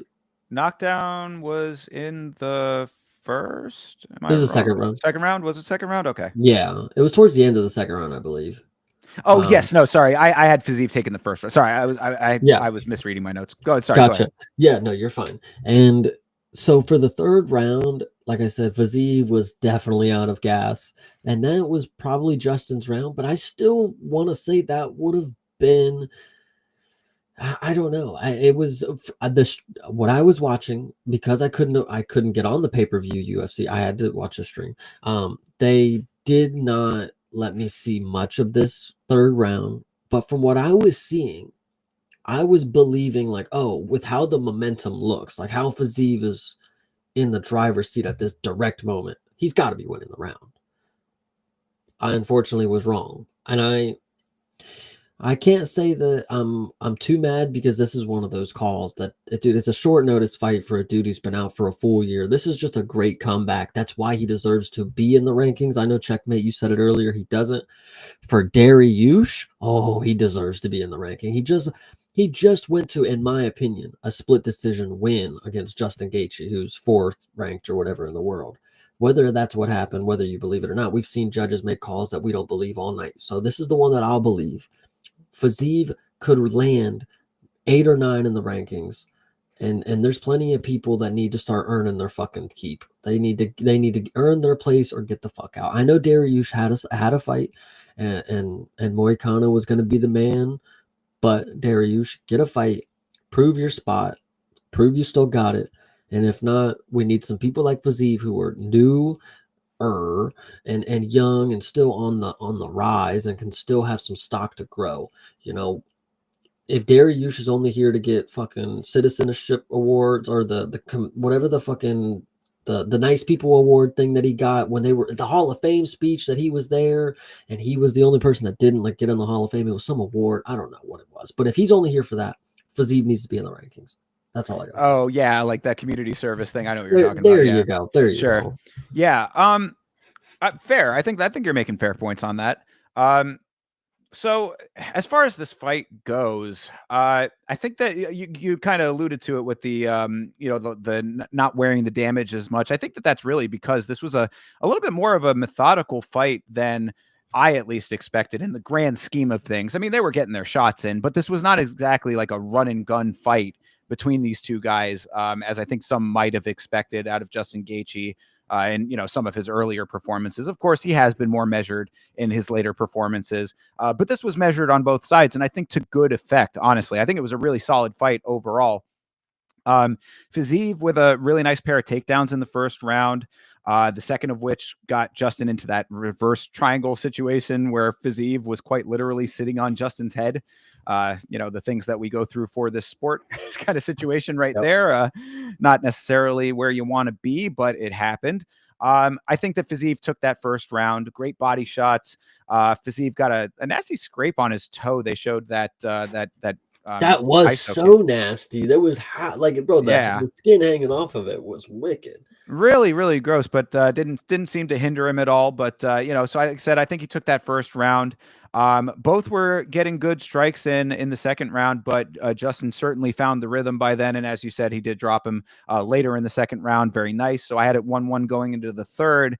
And I mean, for people who are on the fence about this one, I would count myself in the same class. I mean, Fiziev started round 3 really strong, nice body shots, were body kicks rather, kicks and knees to the body, really paying dividends for him. But you're right, he did start to gas late in the round, and Justin had a few good moments there and certainly was able to keep the pace later into the round. So you could say that it was kind of even for that reason. Commentary was talking about the optics of him pushing the pressure and stuff, and I'm like, that's fine, but if the strikes were adding up for Fiziev before he started to gas, and Justin really was just keeping pressure on but not landing very heavy shots, it seemed like Fiziev might have taken that round. It was very, very close. So I'm not like super mad at this like decision in the grand scheme of things, but I do agree that this probably should have been a split decision. I think at least one judge could have given Fiziev that round for sure. And I'm a little bit on the fence as to whether or not I even thought that Justin took that round altogether. So happy for Justin. You know, I did pick him to win this fight. I was glad to see that he was able to win this fight under the circumstances, as you mentioned, you know, coming in on short notice and being off for a while. He should have won this fight in my mind. So glad to see it for that reason. But Fiziev did great in this fight, and it was super close. It was super close. I think that there is certainly a case to be made that he won the fight. Yeah, Fiziev is just one of these dudes that I've watched him a year ago, and it wasn't much of a fight. You know, he got injured against it was Gamrot, right?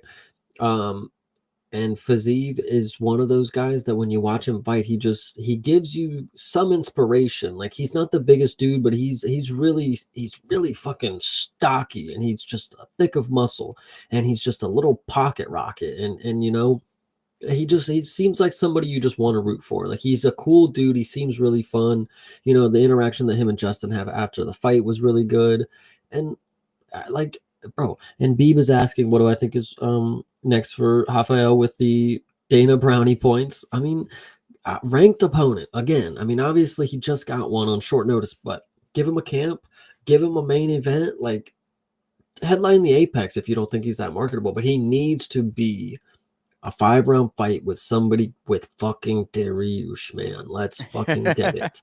You really are gunning for Beneil Dariush. I would say, I mean, Mauricio Rufy just called him out, so you know maybe that's going to be how he ends up getting out. But either way, I mean, yeah, I mean, Rafael Fiziev deserves high level competition still. I mean, whether or not it's actually a ranked position or not, I mean, I think that a performance like that would make it so. I mean, you got to remember, this is lightweight we're talking about here. This is a division that is ripe for some changing of the guards right now. I mean, you know, aside from the very top of the division, which is pretty solidified, you know, the champion, other than that, I mean, like there's a lot of like potential movement to be had here. Now, Justin potentially getting a title shot at some point.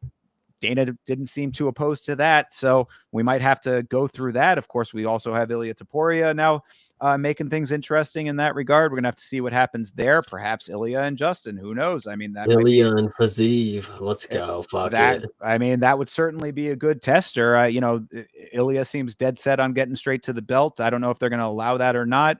They might want the money fight. You know, champ versus champ. That's certainly the biggest fight I think that the organization could make outside of Jones and Aspinall right now. So there's a lot that is unanswered right now. But the point is that this division is one that we should be seeing a good amount of changeover and things happening, some good movement going on. So Fiziev being in the mix is 100% perfectly fine. And if he's not going to be ranked off of this, then he should be fighting ranked competition to get himself ranked. Yeah, I'm curious to see how active he's going to be coming back from the injury. I mean, he might have to take a little more time in between fights. He did tweak his leg in the fight. I don't know if you saw that. The commentary caught up on it, but he threw a kick and he kind of stumbled a little bit. I was thinking in the moment, like, oh, I hope he didn't, pop his shit again. But we'll see what happens.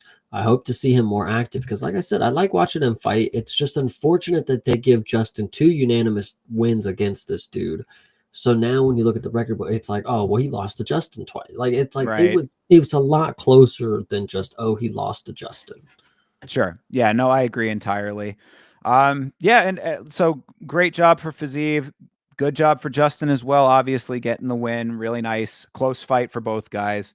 And just before we move on, Beeb was asking Ilia versus Justin for interim. No, this would be Ilia versus Justin with Ilia moving up. So this would be his essentially title eliminator fight for either one of them to fight Islam Makhachev. Oh, yeah. All right. And let's finish out this card here with the main event. I mean, as we said in the beginning of this stream, brave new world that we have entered now. This is Alex Pereira versus Magomed Ankalaev. I mean, what'd you think, Chase? This one was hard. Yeah, I mean, hard to watch. It was unfortunate that this was the performance. I mean, listen, 2024, Alex, we watched him have a dominant run. I mean, we're gonna look back on that and understand like that was insane to watch, to witness. This one right here, we might have saw a great fall. You know, Alex didn't have the best performance. It wasn't a performance where he's like, oh, he fell off. But I mean, he just wasn't able to do it, and he's been knocking people. His game plan has always been just knock people out so I don't have to figure it out. And it didn't work this time. And granted, he did really good defending the takedowns, but even watching it, the first round was Alex. I can say that. But every round after that was Ankalaev definitely won very easily. I mean, I'm thinking like, well, so you say that, this isn't a performance where it's like he fell off. I don't want to say that it was that, but it's closer to that than not in my mind, because this was a really tough fight to watch for that reason. I mean, Ankalaev navigated this fight perfectly because he wasn't having to deal with anything up top. This was a low kick buffet on both sides. That was a big factor in everything. And I believe, I mean, I'm speculating here, of course, but I think that Alex was not wanting to let his hands go in this fight because he was worried about the takedowns. And that's, understandable with a guy like Ankalaev, but that gives Ankalaev all of the real estate on the planet to do what he wanted to do. So, I mean, he's in this position where he's not getting a lot of strikes coming back his way, and he's a decently savvy striker himself. So a lot of what he was throwing was landing. There was a lot of open space for him to do what he wanted to do, and I think he utilized it extremely effectively. Mm-hmm. He had some really nice front kicks when he started to settle in. Nice evasion from Alex's low kicks in the second round onward. That was a big point because there were so many low kicks thrown. I think that Magomed Ankalaev started to catch on. It wasn't full on checking him, but he was getting out of the way enough that they were kind of grazing his legs, so they weren't full on impact. That was a note that King made on the watch along. That left hand that rocked Poatan in the second was right there for him. And a lot of times, they said it on the commentary, they were fighting at such close range that it's like, you got to take some chances as you get later into this 5-round fight. And Alex just did not. I mean, as it got later into this fight, it really felt like Alex was not throwing next to anything. In 4 and 5, I feel like Alex threw maybe one significant strike. I mean, like numbers aside, like an actual significant strike. Aside from that, it was like he didn't have hands at all. And it was very concerning to me based on what we have seen in the past. Yeah, no, I hear you. I mean, this was just a performance where, like I said, legend fell right here. This watching Ankalaev, I didn't even watch Ankalaev actually win. I mean, I knew the outcome, but actually get the belt wrapped around him. I obviously watched him win the fight. Sorry to clarify, but Alex just not being able to do anything, and then watching him get rocked and stumbled in the second. It just didn't play out how I thought this was going to go. I thought Alex was going to be on top forever, but the fact that he's not now, it is good that it opens up the division because now Ankalaev's beefing with everybody and he's going to have a target on his head and Yuri's fucking first and I'm excited for it. But Alex, as of right now, maybe he'll go to heavyweight. Maybe he won't. I don't know. I'm just excited to see what's next because he is a guy who's going to fight very often. So maybe he'll come back and save another pay-per-view headline and it won't matter that he lost to Ankalaev right now. So who knows? I mean, maybe. We're certainly entering a different era now with all of this being what it was. Answer B. Say what? Answer Beeb real quick. Beeb asks, do you agree with the immediate rematch? He does not, in his opinion. No, I also do not agree with an immediate rematch. What are you guys talking about? This dude defended the belt, what, 4 times? No, 3 times? That does not factor into the equation based on the performance that he had in this fight. Because he did not look immediate rematches. There's a better case to be made for an immediate rematch for Sean Strickland and Dricus du Plessis than there is in this fight. And Sean ended up finally getting the rematch. It wasn't immediate though. Was it immediate? It was immediate. Not, okay, it wasn't immediate. Right. It was not. Izzy was exactly. So Is there? Yeah, I mean, should he get a rematch at some point if he wants to stay at light heavyweight? Yeah, I would say so. But based on that performance, I don't think so. I mean, like, I mean, if you want to say off of champion privilege, so to speak, then yeah, I guess that that is the argument to be made.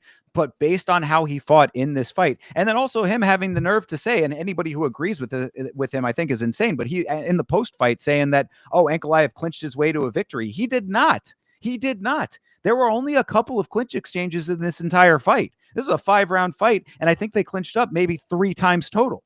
So to think that this was just, Ankalaev was holding him against the cage the entire time, he wasn't. And even if he was clinching a couple of times, 2 out of those 3 clinch exchanges, Ankalaev was doing really nice work in the clinch. Like, I think that there was one time that Goddard broke him up that shouldn't have even been broken up. He was landing shots in the clinch.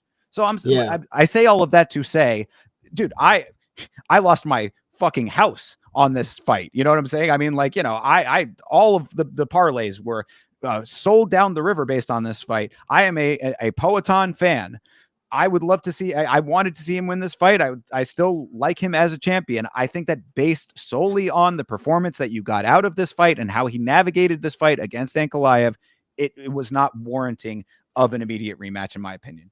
I can live with no to immediate rematch, but Alex needs to get the privilege that Izzy does, where he can come back and just get a title shot when he wants. Like, if it's not going to be immediate, he needs to get the Money in the Bank briefcase. That it's, if it ain't the next one, he can get the next one after that, or the next one after that, and jump the line of whoever the fuck he wants. No, that's how I think it should go. Yeah, I feel you on that. I agree with that part of it. And also, I mean, I think that the same line of thinking now, which it's crazy to even have to say this out loud, but the same line of thinking applies here as it did for Yuri Prochazka going into the second fight with Alex. Is Alex now going to make the necessary adjustments that he needs to make against Ankalaev to make the second fight not this fight?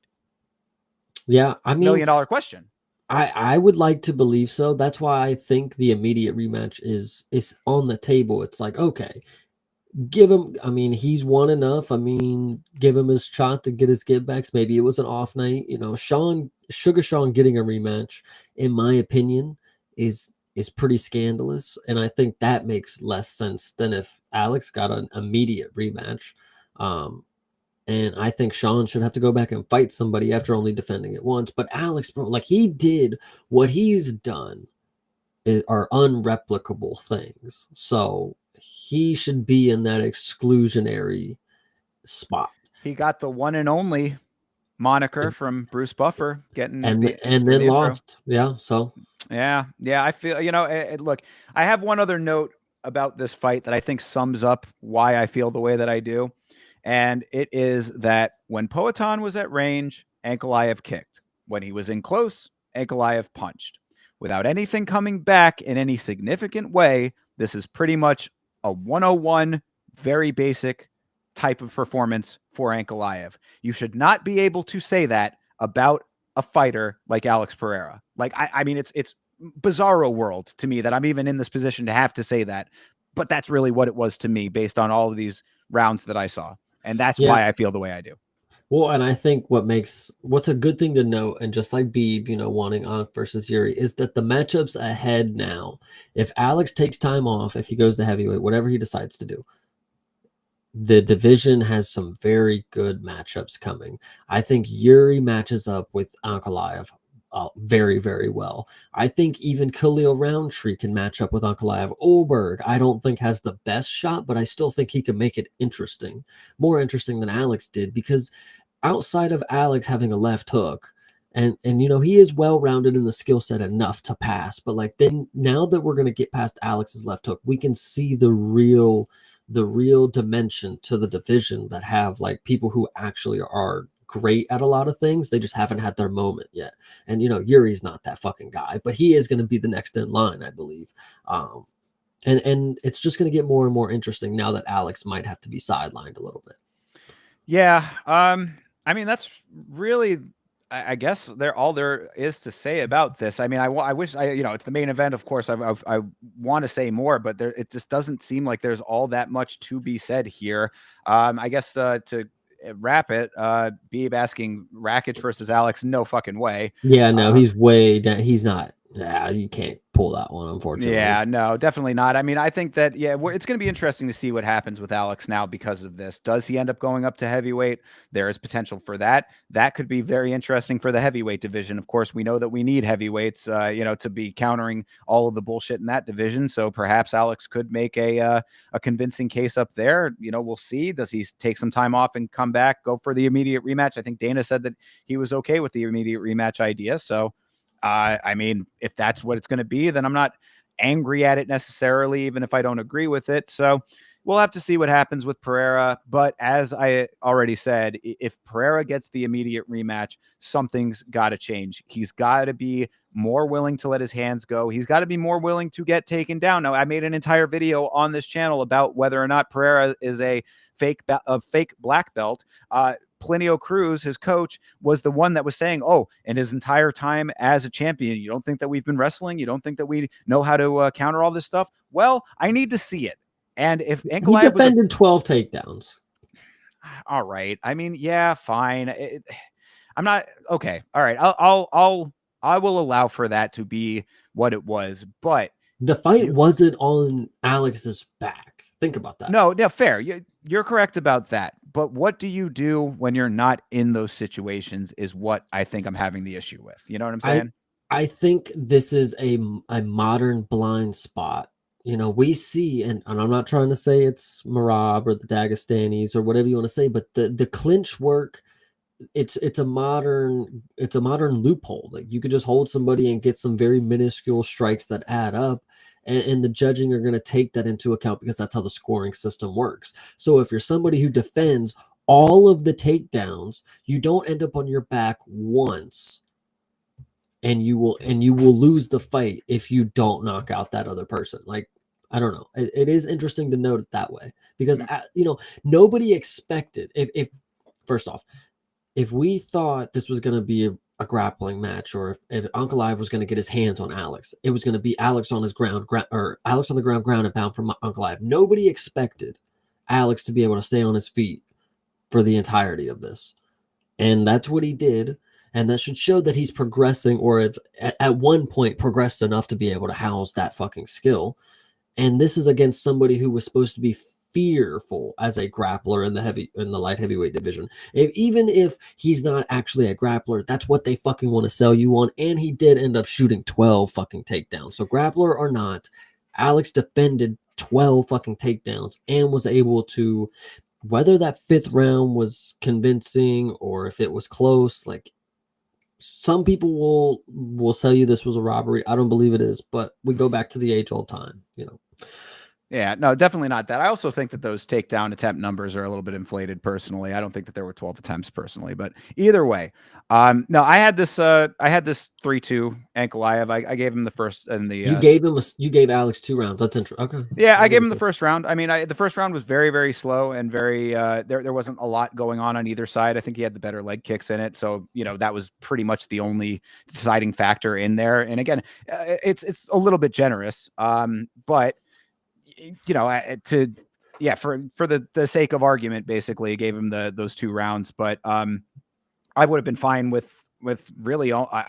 Maybe aside from the fifth, aside from the first, all of those rounds going to Ankalaev. I mean, either one of those could have been Ankalaev's round as well. That's what I'm saying. This is my broader point here is the nuts and bolts of the fight are what they are. The broader point is we should not be in the position to have this conversation. You know what I'm saying? Like, Pereira is like up until this point is, at least in my mind, thought of as a generational talent who is in a different class than the type of conversation that we're having to have right now. And having to talk about this kind of stuff really it brings him back down to earth in a way that I think a lot of people were not expecting, myself included. So all of those things are what concern me now going forward for him, because it really does shine a light on some of the weaknesses that we haven't had to see before from Pereira. Mm-hmm. The guy who can go out there and just knock everybody out hasn't had to deal with adversity. And I don't even really think he dealt with the adversity he was expecting in this fight. That's another part that really bothers me about this. Like, he was anticipating adversity that Ankalaev didn't have to put forward because he was fighting so cautiously. So will he come out in this next version of this fight and fight with a little bit more gusto and not be as cautious? Maybe, but I'm worried that we're going to have a repeat of this, and that would suck too. Yeah, I'm curious. What other round did you give to Alex besides round 1? I gave him 1-5. 1-5. Okay, yeah, I can see that. This was unfortunate to see, but like I said earlier, exciting matchups are still to be had. Let's not act like it's the end of the world. We got to witness Alex Pereira 2024 taking over from 295 all the way until 3 whatever. So it was pretty fucking legendary, and I appreciate him for everything he did, because he walked in and listen, he fed his goddamn family millions with that left hook. So shout out that my guy. Indeed. That is very true. And there's nothing to say that he can't come back and continue to give us good fights. And there's nothing to say that he's not going to be able to do great things at heavyweight or take money fights and be one of those guys that's now in that category. I mean, like, how it is in this sport. You can be a champ. You can be the money fighter. There's a lot of different ways to navigate when you have the star power. I don't think that this necessarily kills his star power. It's just different now. And Notorious Viet, I had Alex round 1, and I had Ankh the rest of the 4. Yeah. And go ahead, Thinker. You go give yours as well. Oh, I just said, that I had Alex winning 1-4, 1-5 rather. Yeah, true. Three, middle 3 going to Magomed Ankalaev. Yeah. So I mean, I guess that is about it on this card. That is UFC 313, Pereira versus Ankalaev. After us talking it through, Chase, what were your impressions of this card? No, this was a good card. I mean, even if some people in the Discord, not gonna name names, had this ruin their fucking life, and have them, crash out and have mental stability issues, This was a good card. It was fun. Fights are always good. And just the ever-changing story to mixed martial arts. Who's on top is always going to be a hot subject. So I'm just excited. And who actually knew that Ankalaev would turn fucking villain? Like, I mean, the heel turn came very quickly for Ankalaev. You're not kidding about that. He is already disrespecting people left and right. He is going full on goblin mode, and I am here for it. Yeah, no, look, the narratives are what keep this sport interesting, and time comes for everyone. I did an entire video on this channel about the many curses that Alex Pereira was facing coming into this fight. Perhaps I should have watched my own video. You know what I'm saying? I made a lot of points about the things that he had going against him in this fight. Whether or not any of them played a factor, up to your own interpretation. But time marches on. We have a new era now, and it's going to be interesting to see what the Ankalaev reign looks like. So that's about it, really, right? Yeah, and something else to note, I am always curious to see how active somebody's going to be as champion. Yes. And, not everybody comes and tells us they're going to be the most active champion ever, but it does tell a story when you have somebody who's willing to just show up and defend their belt. Like Alex is truly one of a kind in that sense. We are not going to see that from Ankalaev. He's going to have a full camp and maybe in some selective negotiations. But Alex, on that spectrum, he really was one of the gamest fucking fighters that we've seen. If this is, not trying to act like this is the end, of course, but like, listen, as of that end of the title reign right there, the one that we witnessed was fucking crazy. Yeah, for sure. That is true. We should don't be sad that it's over. Be happy that we got to witness, right? 100%. And actually, that's a great question. Now that Alex is knocked off, who is the biggest star in the UFC, would you say? John Jones. Oh, I mean, get I'm rid not of happy him. about it. Get rid of it. Say somebody else. Say somebody else. Other than John Jones, I'm gonna say, and this is gonna be an oddball, I'm gonna say Shara. That's and I'm thinking popularity. Like, who's the most? I'm not thinking. I don't know. That's the Obviously thing, though. Not the See, well, this is the issue that you get into when you have that kind of a discussion, is that, are you talking about amongst MMA fans, or are you talking about the True. general public? Because if it's not John Jones, then I think even with everything being equal, probably, well, I mean, Islam Makhachev, if you're talking internationally, That's a Elliot. Ilya might be somewhere in that conversation. Other than that, I would probably still say Sean O'Malley, which I Marab know. is a pretty good. No, Nah, Sean. Yeah, Merab, no way, no Sugar way, Sean's a Merab. pretty good fucking. But Yeah. who's the star? Who's the face of the UFC right now? Hamza. Maybe Hamzat's not a bad choice, actually. I mean, I think Hamzat might have transcended a little bit. You got to, again, if we're talking internationally, then there's probably maybe a little bit of a case for Hamzat. DDP, maybe to an extent. I mean, does it have to be somebody who, like, does it have to be a champ? Like, that's why I think Shar, like, that's a good, I don't know. That's not obviously the biggest star. I mean, he's a movie star, guys. I don't know. I'm not going to be the one. I don't know. Can't wait to see that movie. We're going to have to see how much of a star he really is, right? Yeah, but yeah, that's a good question. We'll have to think on that one. Honestly, we'll see who's gonna be. Diego Lopez is not far off. He becomes champ, and he could be one of the biggest stars in the UFC right now. One of, Sure. So, yeah, right on. Well, we will. I mean, yeah, I think we gave a couple of decent options there, but and Should of course. Oh well, obviously that. I mean, come on, out there doing big things for India. All right, let's move on to the upcoming fights. If I can get the damn thing to load, for some reason it is. Yeah, North, you got here way too late. Now, while this loads, I'll go ahead and answer. Next for Islam is going to be Ilya. Marab's going to fight Pantoja. DDP is going to fight Alex. He's going to go down again. Anyway, continue. All right, well, quick and easy and to the point. I like it. All right, let's take a look at next week here. It is UFC Fight Night, this coming week, that is. UFC Fight Night, Vettori versus Dolidze 2, taking place at the Apex. What are we thinking? Do we care at all about this fight? I know that I don't.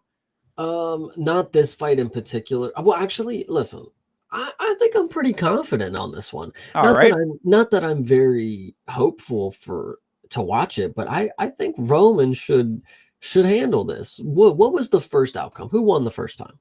That is a good question. I believe that Vettori did. Let's take a look real quick.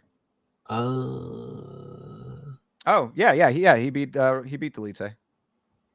Vettori won the first time. Okay, right. I'm gonna go ahead and say Roman should win with how I've seen him in his last matchups. I haven't seen Vettori fight live because the dude's been gone for a year and a half. So ring rust is going to be a factor. This is a 5-rounder for somebody coming off of injury and layoff, yada, yada, yada, and not being in a fucking title fight or anything more recently, or a fight that even matters. Like, you just came off fighting Roman 2 fights ago, and he just now is this kind of bigger than he was. So I don't know. Roman should handle this. I really like Roman now. I don't know why I'm a big fan. I think I respect him for taking that fight on short notice against, I want to say it was Anthony Smith. Yeah. He was a Chad for that. Just showed up in his best Vegas fit, and he was ready to go wherever that was. Probably wasn't Vegas, but I think I like this one, even though it's not going to be the best fight. It's probably going to be boring, but Roman should get it done. Well, if Roman is taking this fight, then this is the easiest Roman Dolidze by decision of all time, because Marvin Vettori has a cinder block head. He cannot be knocked out. This is just a known fact. Water is wet, the sky is blue. Marvin Vettori doesn't get knocked out. So, I mean, I'm okay with that being the prediction. I think Marvin might be able to pull this off, possibly. It depends on how he's looking as far as the speed of his striking goes, because he has slowed down significantly over the years. But, I think that this is potentially his retirement fight, I want to say. I think that he was talking about possibly retiring Vettori. So, I mean, don't quote me on that one. I might be mistaken about that. But he's certainly, coming towards the end of his run. So, yeah, if you're going with Dolidze, I'd say go by decision. But yeah, I think that Vettori could pull this one off, possibly. This is one of those ones where it's like a little bit too close for comfort for me. I'd probably do a parlay with each of them on it. But bet at your own risk on that one. Again, as I said, I don't really care about this fight all that much. It doesn't move the needle in any significant way, in my opinion. There's a lot of the fights on here that I necessarily don't care to run down too much. But Well, actually, there's some women fights on here that I really want to talk about. But okay. yes, continue on. Well, there's a couple that I can at least shine a little bit of insights on. This one I actually like a lot. I think that this is a really solid co-main event. Chidi and Njokuani versus Ezelu Zaleski dos Santos. Zaleski dos Santos has is he the other fighting nerd that has been the one that's been kind of sucking? No, hell no. No, that's not him. Okay, cool. I was going to say I wanted to make sure I was getting that right. No, this Dos Santos is the one that's been doing some pretty decent stuff. He's I guess 1-1 in his last two, but I think that against Chidi and Njokuani, who has nope, that's not who was I thinking of, the dude who just went up to heavyweight. I get Kennedy. those guys. Yes, I get those guys confused occasionally. No, Chidi, I think that Dos Santos can win this fight. Yeah, I mean, Chidi is the dog, so I'm going to trust Vegas on this because I like Zaleski, and he'll probably do a nice dance at the end of it. Yes, there you go. Good dance moves and solid fighting acumen. Chidi sometimes gets a little bit overwhelmed and can certainly be tied up in clinch situations, if I recall correctly. So, yeah, I'm going with Dos Santos on that one. Kevin Vallejos, looking forward to seeing this guy fight finally, in the big show. This, of course, is the dude who lost to Jean Silva on the Contender Series, got himself a beautiful win in his last fight on the Contender Series, finally getting his time in the big show. And he's going up against Sungwoo Choi, who is has an abysmal record, if I am not mistaken. Yeah, look at this. I mean, 1-4 in his last 5. This should be a cakewalk for Vallejos. So if he is, what's his line looking like? They don't have odds for him? Not yet. Well, it's going to be a heavy favorite. Yeah, I mean, even with heavy favorite status, that would be a bet the house. That's the kind of fighter that you put on the parlay just to beef it up a little bit, because I think that this is going to be a slam dunk for Vallejos. So really looking forward to that fight.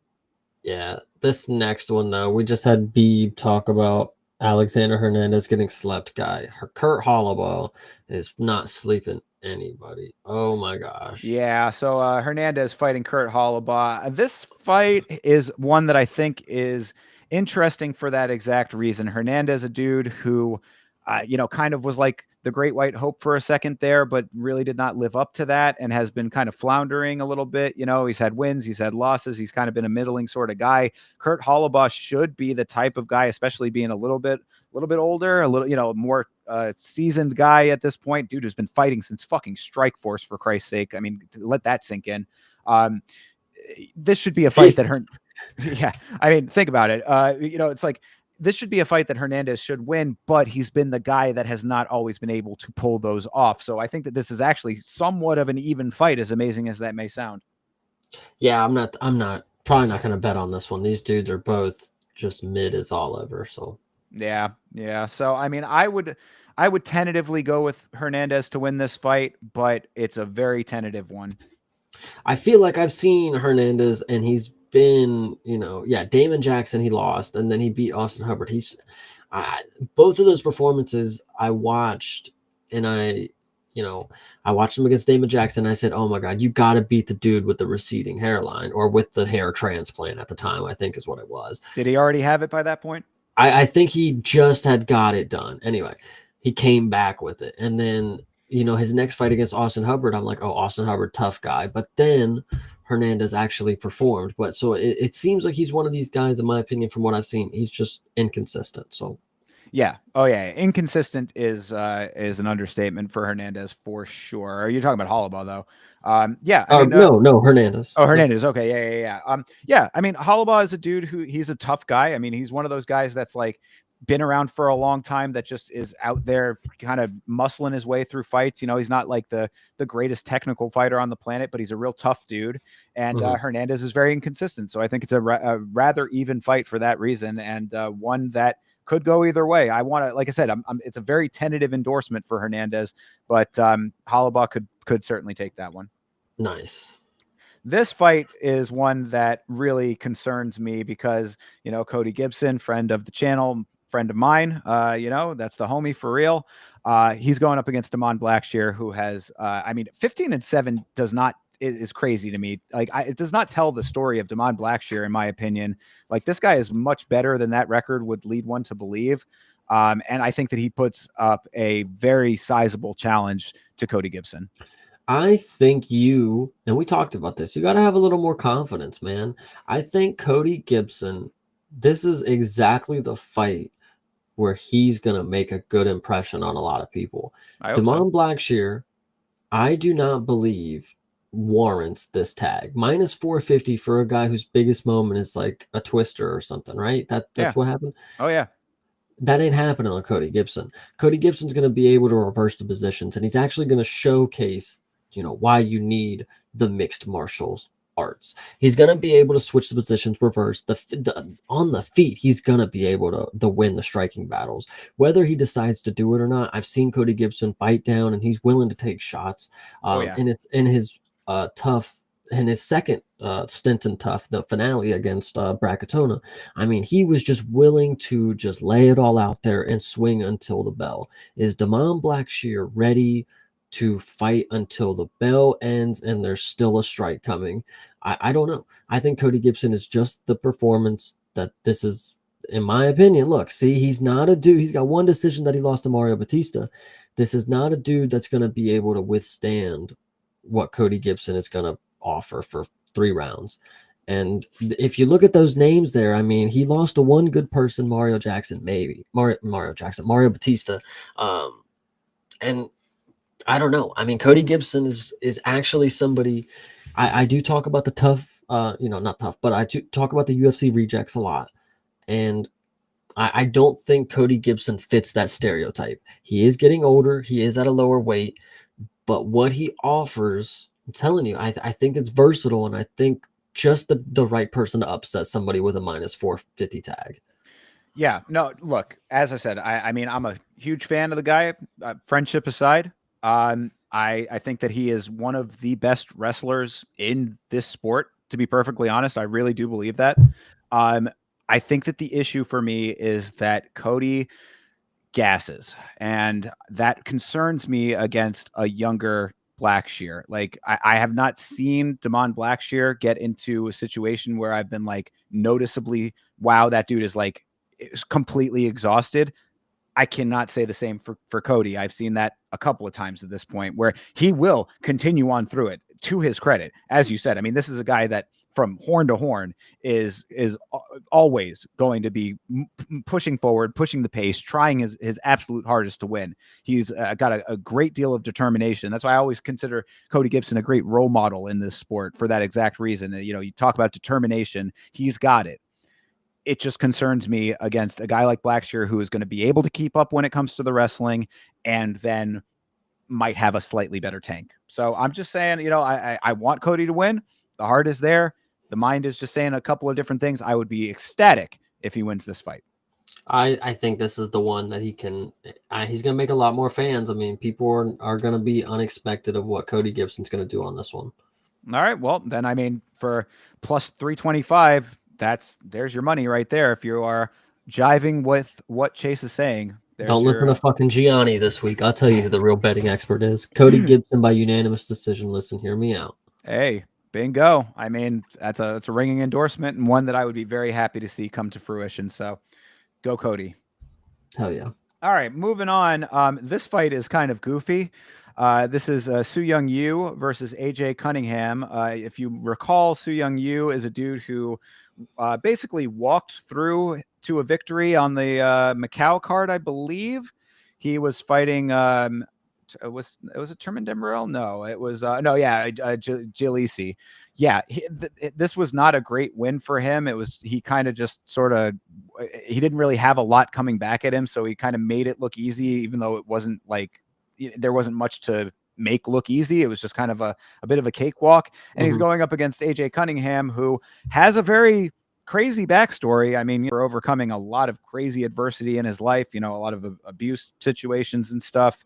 All the respect in the world to the guy, but did not look great in the performances that he had. So this is kind of like okay versus okay. And you can see this line. I mean, a minus 800 for Su Young Yu. That is wild work. So this is just a little bit of a goofball deal here. That might be decent plus money if you're feeling frisky. I think it's interesting to note, and Chris in the Discord mentioned it, that AJ Cunningham was coming down a weight class and that he was probably going to miss weight. He was once listed at 155. I don't know if he's coming down 2 weight Oh, classes wow. or if that was just fights ago. I don't know. So yeah, Interesting. I don't know. That is a very interesting one. So, I mean, if he is coming down that far, if he does miss weight and the fight continues to go on, perhaps there is something to be said there. Though we've been seeing more and more. It feels like this year that meta might be evolving a little bit. You know, where conventional wisdom would say that the guy who misses weight often will win the fight. We've seen a couple of them recently where that has not been the case. True. I agree. So, this is just an oddball one to me. I'd say maybe put some long shot money on Cunningham just because I was not at all impressed with you, but Me? I mean, yes, no, not, you're right, exactly. But again, at your own risk, because this could be another one where you just sort of is able to navigate the wrestling decently, and that's all he needs to do.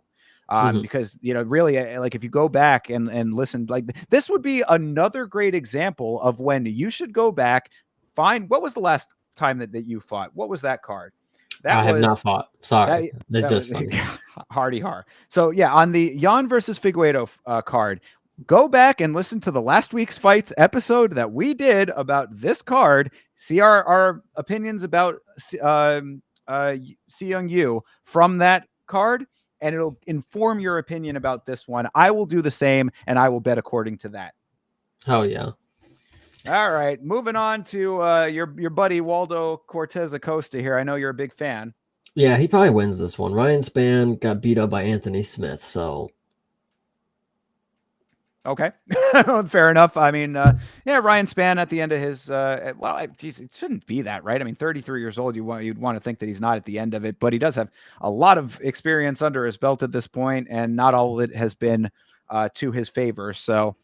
Waldo might just smother him, might be another one of those situations like he did with no, Rebellis. he'll strike. No, he's not going to wrestle. That was a one-time thing for Rebellis, not Rebellis, but Yeah, it was yes, Rebellis, for yeah. Rebellis. But Waldo himself, he's a striker at heart. He's just going to go out here and throw meaty fucking hooks. That's all this dude's going to do. Ryan Spann is a dude who'll stand with him. I think that's why they want this matchup too, is to get Waldo back in the spotlight as a striker. Like, oh, he's a heavyweight that can knock people out. The salsa boy. But I think the wrestling thing, I'm not seeing it for this one because he should know that Ryan Spann will probably sub him. He just did it to OSP last fight. Good point. Okay. Well, then fair enough. I mean, I think that's an astute assessment there, Chase. Yeah. If that is the case, then Costa taking it. I mean, the line is close. I want to believe that Ryan Spann still has a couple of victories left in him. I don't know if it's going to be this one necessarily, but I wouldn't write Ryan Spann off altogether. I'll go with it though. I'll go with it. I think you're making a good case. I hear you. All right, to the first of the ladies. I know that you have a lot to say about the ladies. Now, what is your opinion here, sir? This one is so cut and dry. Stephanie Luciano, her debut on the Contender Series, she got a draw, and they signed both of them. I'm pretty sure. Maybe he just signed Stephanie, and then Alan Carr got into the UFC later. Well, they rematched it, and like I predicted, Stephanie Luciano dog walked her into a decision, made it look absolutely easy. Stephanie Luciano is one of these women who are, again, fight until the bell. She's going to showcase that she's got the skill set to be great, especially against somebody who's 9-6. This is a send-off fight. It's not somebody who's going to beat you into oblivion, but they are going to make you lose, and you're going to have a nice little retirement. So shout out Sam Hughes, but this one's it for you. Stephanie Luciano, one of the first people that were inducted onto the watch this list. I'm telling you, she is, when you see, she's it. Okay, and so you're thinking by decision then, or 100% by decision? Yeah. Okay. By decision. All right, so there you go. Would you say that she is your lock of the card? Yes. Yeah. It sounds like it anyway. That's why I said it. But yeah. It sounds good to me. I mean, I had to double check some other ones, but yes, this is the lock. This and Cody Gibson. For sure. I mean, Sam Hughes is a fighter who she's been able to pull off some victories here and there, but you see the candy cane record Love is decisions. Look at it. just She can right. get to the bell. Love For that. That's sure. what you got to see. That and I mean also it's really just also the fact that she like it's so candy cane that like based on what you're saying and the style of fights that Luciano's going to bring to it, you know, right here she's like another L is waiting right there, you know, Yeah, right at the top. exactly. So I think it makes a lot of sense. I would go with that as well. Wait a minute. But she beat Jacqueline Amarim. Am I reading that correctly? Did she? No, she yeah, I guess she did. Holy shit. Wow. On the Pereira versus Wow. Adesanya cartoon. Wow, yeah, that's surprising. Okay. Interesting. But lost to Piero Rodriguez and That's gotta Yasmin be. Hagari. I feel like we would have known that. That's weird. Anyway, continue. Yeah, I mean, again, go back and listen to the old episodes. You'll be able to True. hear our thoughts on it. And say it's hard. Yeah, we cover every single fight, so it's hard to keep track of every single one, of course. True. But yeah, no, but I still think that the points that you make stand with this one. Like Hughes is a fighter who's like she will surprise you, but I don't think she's necessarily going to surprise you in this one. Right. All right, moving on. Dair Nergashe making his debut over here, Contender Series guy, going up against Brenson Ribeiro. Nergashe, I want to say, was a dude who did not impress super amazingly on the Contender Series. Like he got an okay win. I think he finished his fight, but it was like Got a one knockout on the Polish guy. Yeah, exactly. So you know, second round knockout. Like I want to say that fight was kind of sloppy. I'm not, you know, if I'm recalling. I mean, we reviewed all of those fights as well, so you can go back and listen to our thoughts on that too. But if you actually click his profile again, sure. On the right side, it's actually going to play his knockout right there. Ah. So I mean, decent kick. Yeah. Not. I mean, I could be mistaking him for a different Contender Series guy, perhaps. But the name I recalled the name, but that does look like a good kick to me. Right. All right. Well, you know, so maybe there is more to. Yeah. Maybe I'm misremembering, but Ribeiro is a dude who's been around for a while. You know, I mean, he's 16-7, so obviously he is a dude who can get beaten. You know, he was another victim of Zhang Minyang. So I don't know how you want to count those. A loss to Godzilla Zulov. This is the dude who fought Kaio Machado. Yeah, this dude's boring as fuck. Holy shit. Yeah, golly. that was that one in Canada, right? Yeah. That was that was a really bad fight. So I mean, maybe Nergashe is a guy who can pull this one off in his debut, but you know, always be careful of debuting fighters just in general. So he is. They don't have the odds up. Oh, no, they don't. Yeah, they don't have the odds up for this fight yet. I would think he's probably going to be the favorite. Yeah, pick him. Go for it. Why not? Yep. See if he can keep his O. All right. Yeah, this one I have more of an opinion on. Go ahead. I mean, I don't have too much. I know the name Musasa rings from the Contender Series. Carlos Vera versus Josias Musasa. So I'm excited to see Musasa and see what he's going to bring. You know, not really too familiar with him, but minus 800. I mean, Carlos Vera, you got to be dying in this fight, right? Like, holy shit. Well, that's why I don't like this fight very much because Musasa was a guy that for some reason, a bunch of people had a lot of positive things to say about on the Contender Series. And I did not. I was not super impressed with his fight on the Contender Series. I thought he fought with a lot of grit.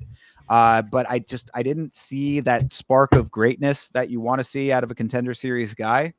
I don't like that he's going up against Carlos Vera because Carlos Vera is a dude who was also on the redemption season of The Ultimate Fighter alongside Cody Gibson.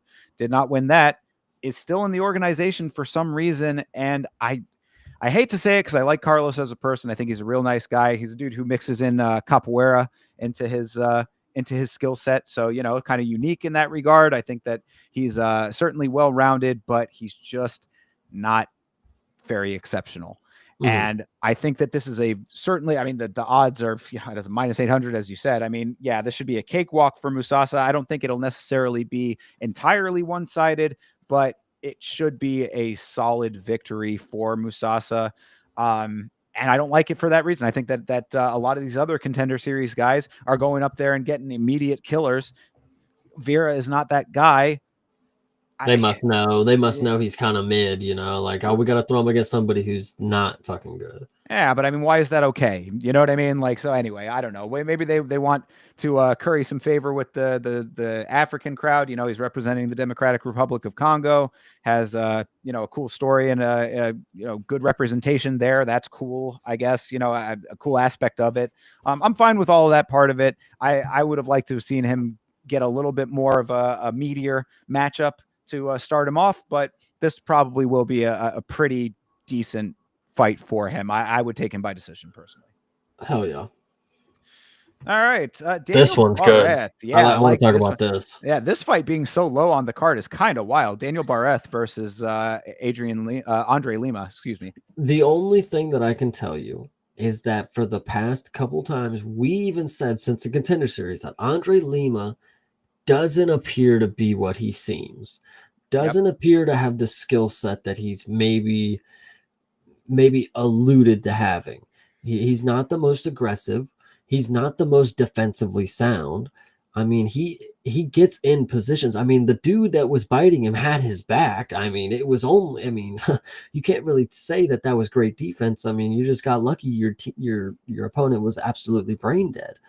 But Andre Lima, it's only a matter of time before he gets humbled. And I'm not saying that this is going to be the one, but there are certain people that I'm not trying to say I'm preying on their downfall, but like, I have to admit that I'm not seeing what I see out of certain people. You are not Stephanie Luciano, boy. Like, what a criticism. Yeah, no, I look, you're not saying it. I'll say it. Barreth has been looking great. I mean, especially since he's come back. He looked really nice in his comeback fight. He he was off for a while. I think he was dealing with some kind of a bad situation brain wise, right? Like, didn't he have some? I want to say like he had some kind of like a brain condition that he had to have removed or something along those lines. There's some unique circumstance. Whatever. He's over the hump with all of that stuff. Looked really sharp in his fight. And Lima is a dude who very much utilizes like the Muay Thai style, but it's at distance. So it's a lot of teeping, it's a lot of distance striking, and a lot of fighters that were not taking the fight to him. I mean, even though I thought that he lost his last fight, I believe, if I'm not mistaken. Yeah, I mean, he won his last fight, but I thought he was going to lose his last fight against Dos Santos. You're exactly right. I think that Lima is a dude who's been selling some wolf tickets over here, and I think Barreth is the dude who is going to be able to take him down. And at plus money, at good plus money, oh baby, yeah, I'm going to be putting a lot of units on Mr. Barreth over here. Shout out to Spain. Yeah, Andre Lima, he's just a very passive fighter, in my opinion. It's when you know, and at flyweight, I just watched this Saturday what I would say is one of the premier flyweights. And what Andre Lima does not provide is the entertainment factor that a lot of these flyweights do. And the skill set that I'm seeing as all around, and that's what generally flyweights have. A lot of them are greater at things than they are certain things, but for the most part, they can do everything. And Andre Lima, I'm going to have to keep seeing you in positions where you're going to have to prove it to me. And I'm hoping this one, you're going to show me a little more than if you lose this one, I'm going to just feel really good about how I perceive the division of flyweights. That's all I'm saying. Yeah. And on the other side of it, like I said, I really have some faith in Barreth. I mean, yeah, a loss to Jafil Filio, like that, it does suck that happened to him, because I think that was a pretty quick one. And Filio is one of those dudes that's like, he's really fast twitch, very snappy. So like, I think he just got caught with that. But other than that, again, against Altamirano, I thought he looked really good. And for being 4-1 in his last 5, I think that it is kind of ridiculous that he is such a sizable underdog here. I think this is a really good pick. That's where I'm leaning on this one. So I wouldn't go as far as to say it's a lock, but I think that the O's got to go at some point for Lima, and it's just a matter of time. I think the time is now. Hell yeah. All right, Josiah Nunez, Priscilas Cosueda. God, why is this fight happening? But it's happening. What are you thinking? Oh, this fight is horrible. I honestly, It's hard for me to explain the stereotype that Brazilian women have. There is a stereotypical Brazilian woman who is short, stocky, and packs a punch. And this upcoming Saturday, or this last Saturday, we had Lemos and we had whatever the fuck the other one is. And this time we got Nunes and Cachoeira. Like, these are all the stereotypical Brazilian women with short haircut builds kind of deal. And we're weeding out who's going to be the best one here. And honestly, I dig that idea, but this one specifically, I did not think we had to actually go through this matchup. I figured they were just going to get cut or something. This is really bad. Really bad. Yeah, no, I mean, the fact that Priscilla Cachoeira is still in this organization is almost a slap in the face to women's bantamweight in general. Not only is she not a great fighter, she is an extremely dirty fighter. She's possibly one of the dirtiest fighters in mixed martial arts currently. If you go back and look at her previous performances and the stuff that she has done in fights, that's why when Jasmine Jasudavicius knocked the ever-loving shit out of her, I was ecstatic. But that being said, can she win this fight? I mean, it is, the line is close for a reason. Nunes is like, she has the build that you're talking about, but I don't know if she always has the output that like comes with that. So I'm hoping that she lets her hands go in a significant way. If she starts getting into ground exchanges, then it's going to be a problem, because Priscilla Cachoeira, for as dirtball as she is, can still do some decent work off of her back. So keep it on the feet, and Nunes should be able to make this an interesting fight for herself, hopefully get the win. I really would like to see her win, because I would like to see Cachoeira out of the conversation altogether. I don't know if it's going to happen here. I think that this fight's a little bit closer than I would like it to be. I would probably stay away from betting on this fight, for me. No, this one's really easy in my opinion. You take Josine Nunes, because she really is. When you look at her and she comes in, dude, she's Brazilian Tyson. She's 5'2" and built like a Mack truck. And she's lost to, Cavalcante, and actually Cachoeira on the other end. She lost to some pretty good competition as well. I mean, she got subbed twice in her last, two. I'm trying to double check who it was. Jasudavicius and Miranda Maverick. Those one, and Jillian Roberts actually subbed by 3 really decent people. But I think Nunes is going to get this one. She's just, I don't know, you talk about people who got that it factor. She doesn't have it, but she has something else. I don't know. And it's fun to watch her, because if you go in there and you're like, okay, Josie, let's get a knockout. And you watch her go in there and just like do this. It's really fun. It's really fun. And I actually thought that she won her fight against Cavalcante personally. I remember I was talking about that one. I thought that it was much closer than the scorecards would lead one to believe. I thought that it might have been, not a robbery, but a petty theft, in my opinion. So, she certainly can navigate a fight. Cachoeira has been around for a little bit longer, a little bit more savvy perhaps, and we got to see how much the cheating is going to factor into the fight, which with Priscilla Cachoeira, it really, we're seeing who's fighting. I want to see who's refereeing, what I'm saying? So true. That all being said, I would say that that Nunes on paper should win this fight. In reality, there's a lot more factors. When you parlay all the women that I'm going to tell you tonight, the 3, it's going to be a really good slip. I'm telling you, and I got you guys. The Chase parlay, it's right here. And everybody that's listening right now, if it does not come through, you shame this man on social media, and we'll tell you where you can find him at the end of the show. Facts. All right, moving on. Evan Elder versus Markel Medeiros. What do I know about these people? I have no fucking clue. Minus 400 for a guy I've never even heard of is pretty crazy, though. Medeiros sounds familiar. What did he do recently? The win over Landon Quinones. Yes, that was a good fight, actually. Okay, this guy might be about his shit. Because I remember thinking Landon looked really good in his last fight, even though he didn't win. And this guy was the dude that was on the winning side of it in a unanimous decision. So I think that this Markel Medeiros might be the real deal on that one. Going up against Evan Elder, who is he also from the States? What was his last deal? Oh, a loss to Flowers. That doesn't age very well. All right. Yep. I think the choice has now been made pretty clear in my mind. Take Markel. Easy. There you go. Now And there's finally, one. I know that again with ladies on the card, of course, Chase has more to say, but this one was interesting to me. This is Eunice Dubin versus Carly Giudice, and the reason that it's interesting to me is because you were such a fan of Eunice Dubin after her amazing underdog knockout on the Contender Series, yet you are not going for her in this fight. I am not going to go for her in this fight because I'm a realist. She's riding off a lot of hype from this one big moment, but there is a reason that she was touted at -8, at plus 800 in her first fight, is because one, she was never supposed to get no damn knockout. Two, she probably doesn't have the capabilities to get, any other finish or any other win other than that one random plus 1300 fucking first round knockout, whatever you want to say. Carly Giudice is 3-2, which is an interesting record to be in the UFC. I will admit that. But and both of them being her last two.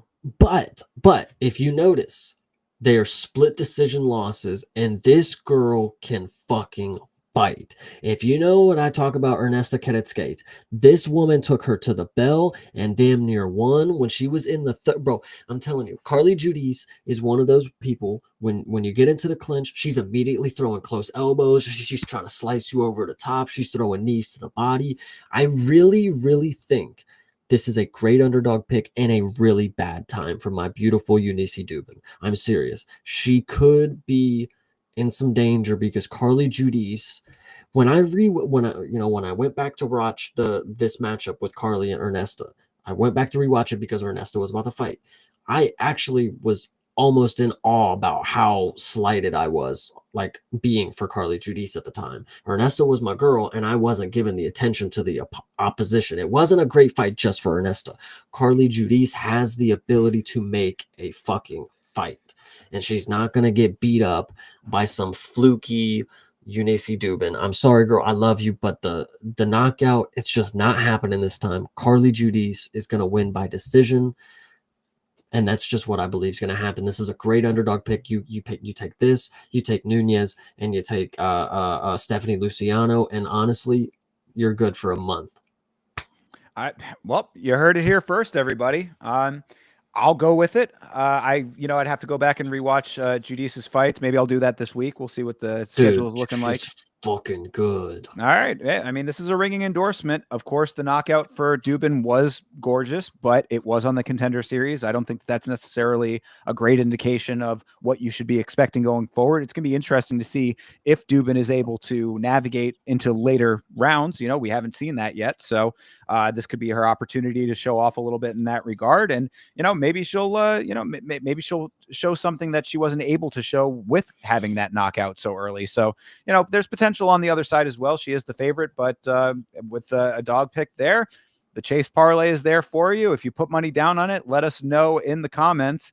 And again, shame this man mercilessly if he does not come through for you. So, we'll see what ends up happening. But all of that will be revealed this Saturday. And of course, myself and the Vitz King will be doing a watch along on this channel. That's youtube.com/@YamaShow.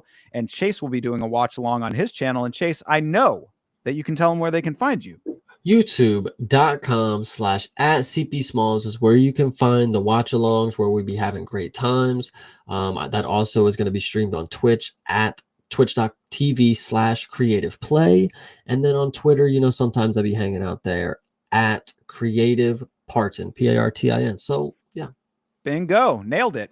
I am on Twitter and Instagram at Yama Show. Hopefully going to be getting the Yama Show Facebook page back up and running very soon. So keep an eye out for that. Make sure you like on there as well when it is available, and I'll let you know when that is. Hopefully going to be having some content coming out this week. Actually, I know I'm going to be having some content coming out this week because there was a pay-per-view, so there's going to be a Yama episode. Keep an eye out for that. Maybe some other stuff as well. We'll see if we can get another live stream in sometime this week. We'll see how the schedule all works out. Either way, we'll be here for you when the fights go down. And of course, we'll be back next Monday to talk about all of it. So until then, everybody, have a great rest of your night. Have a great rest of your week. And as always, fight on.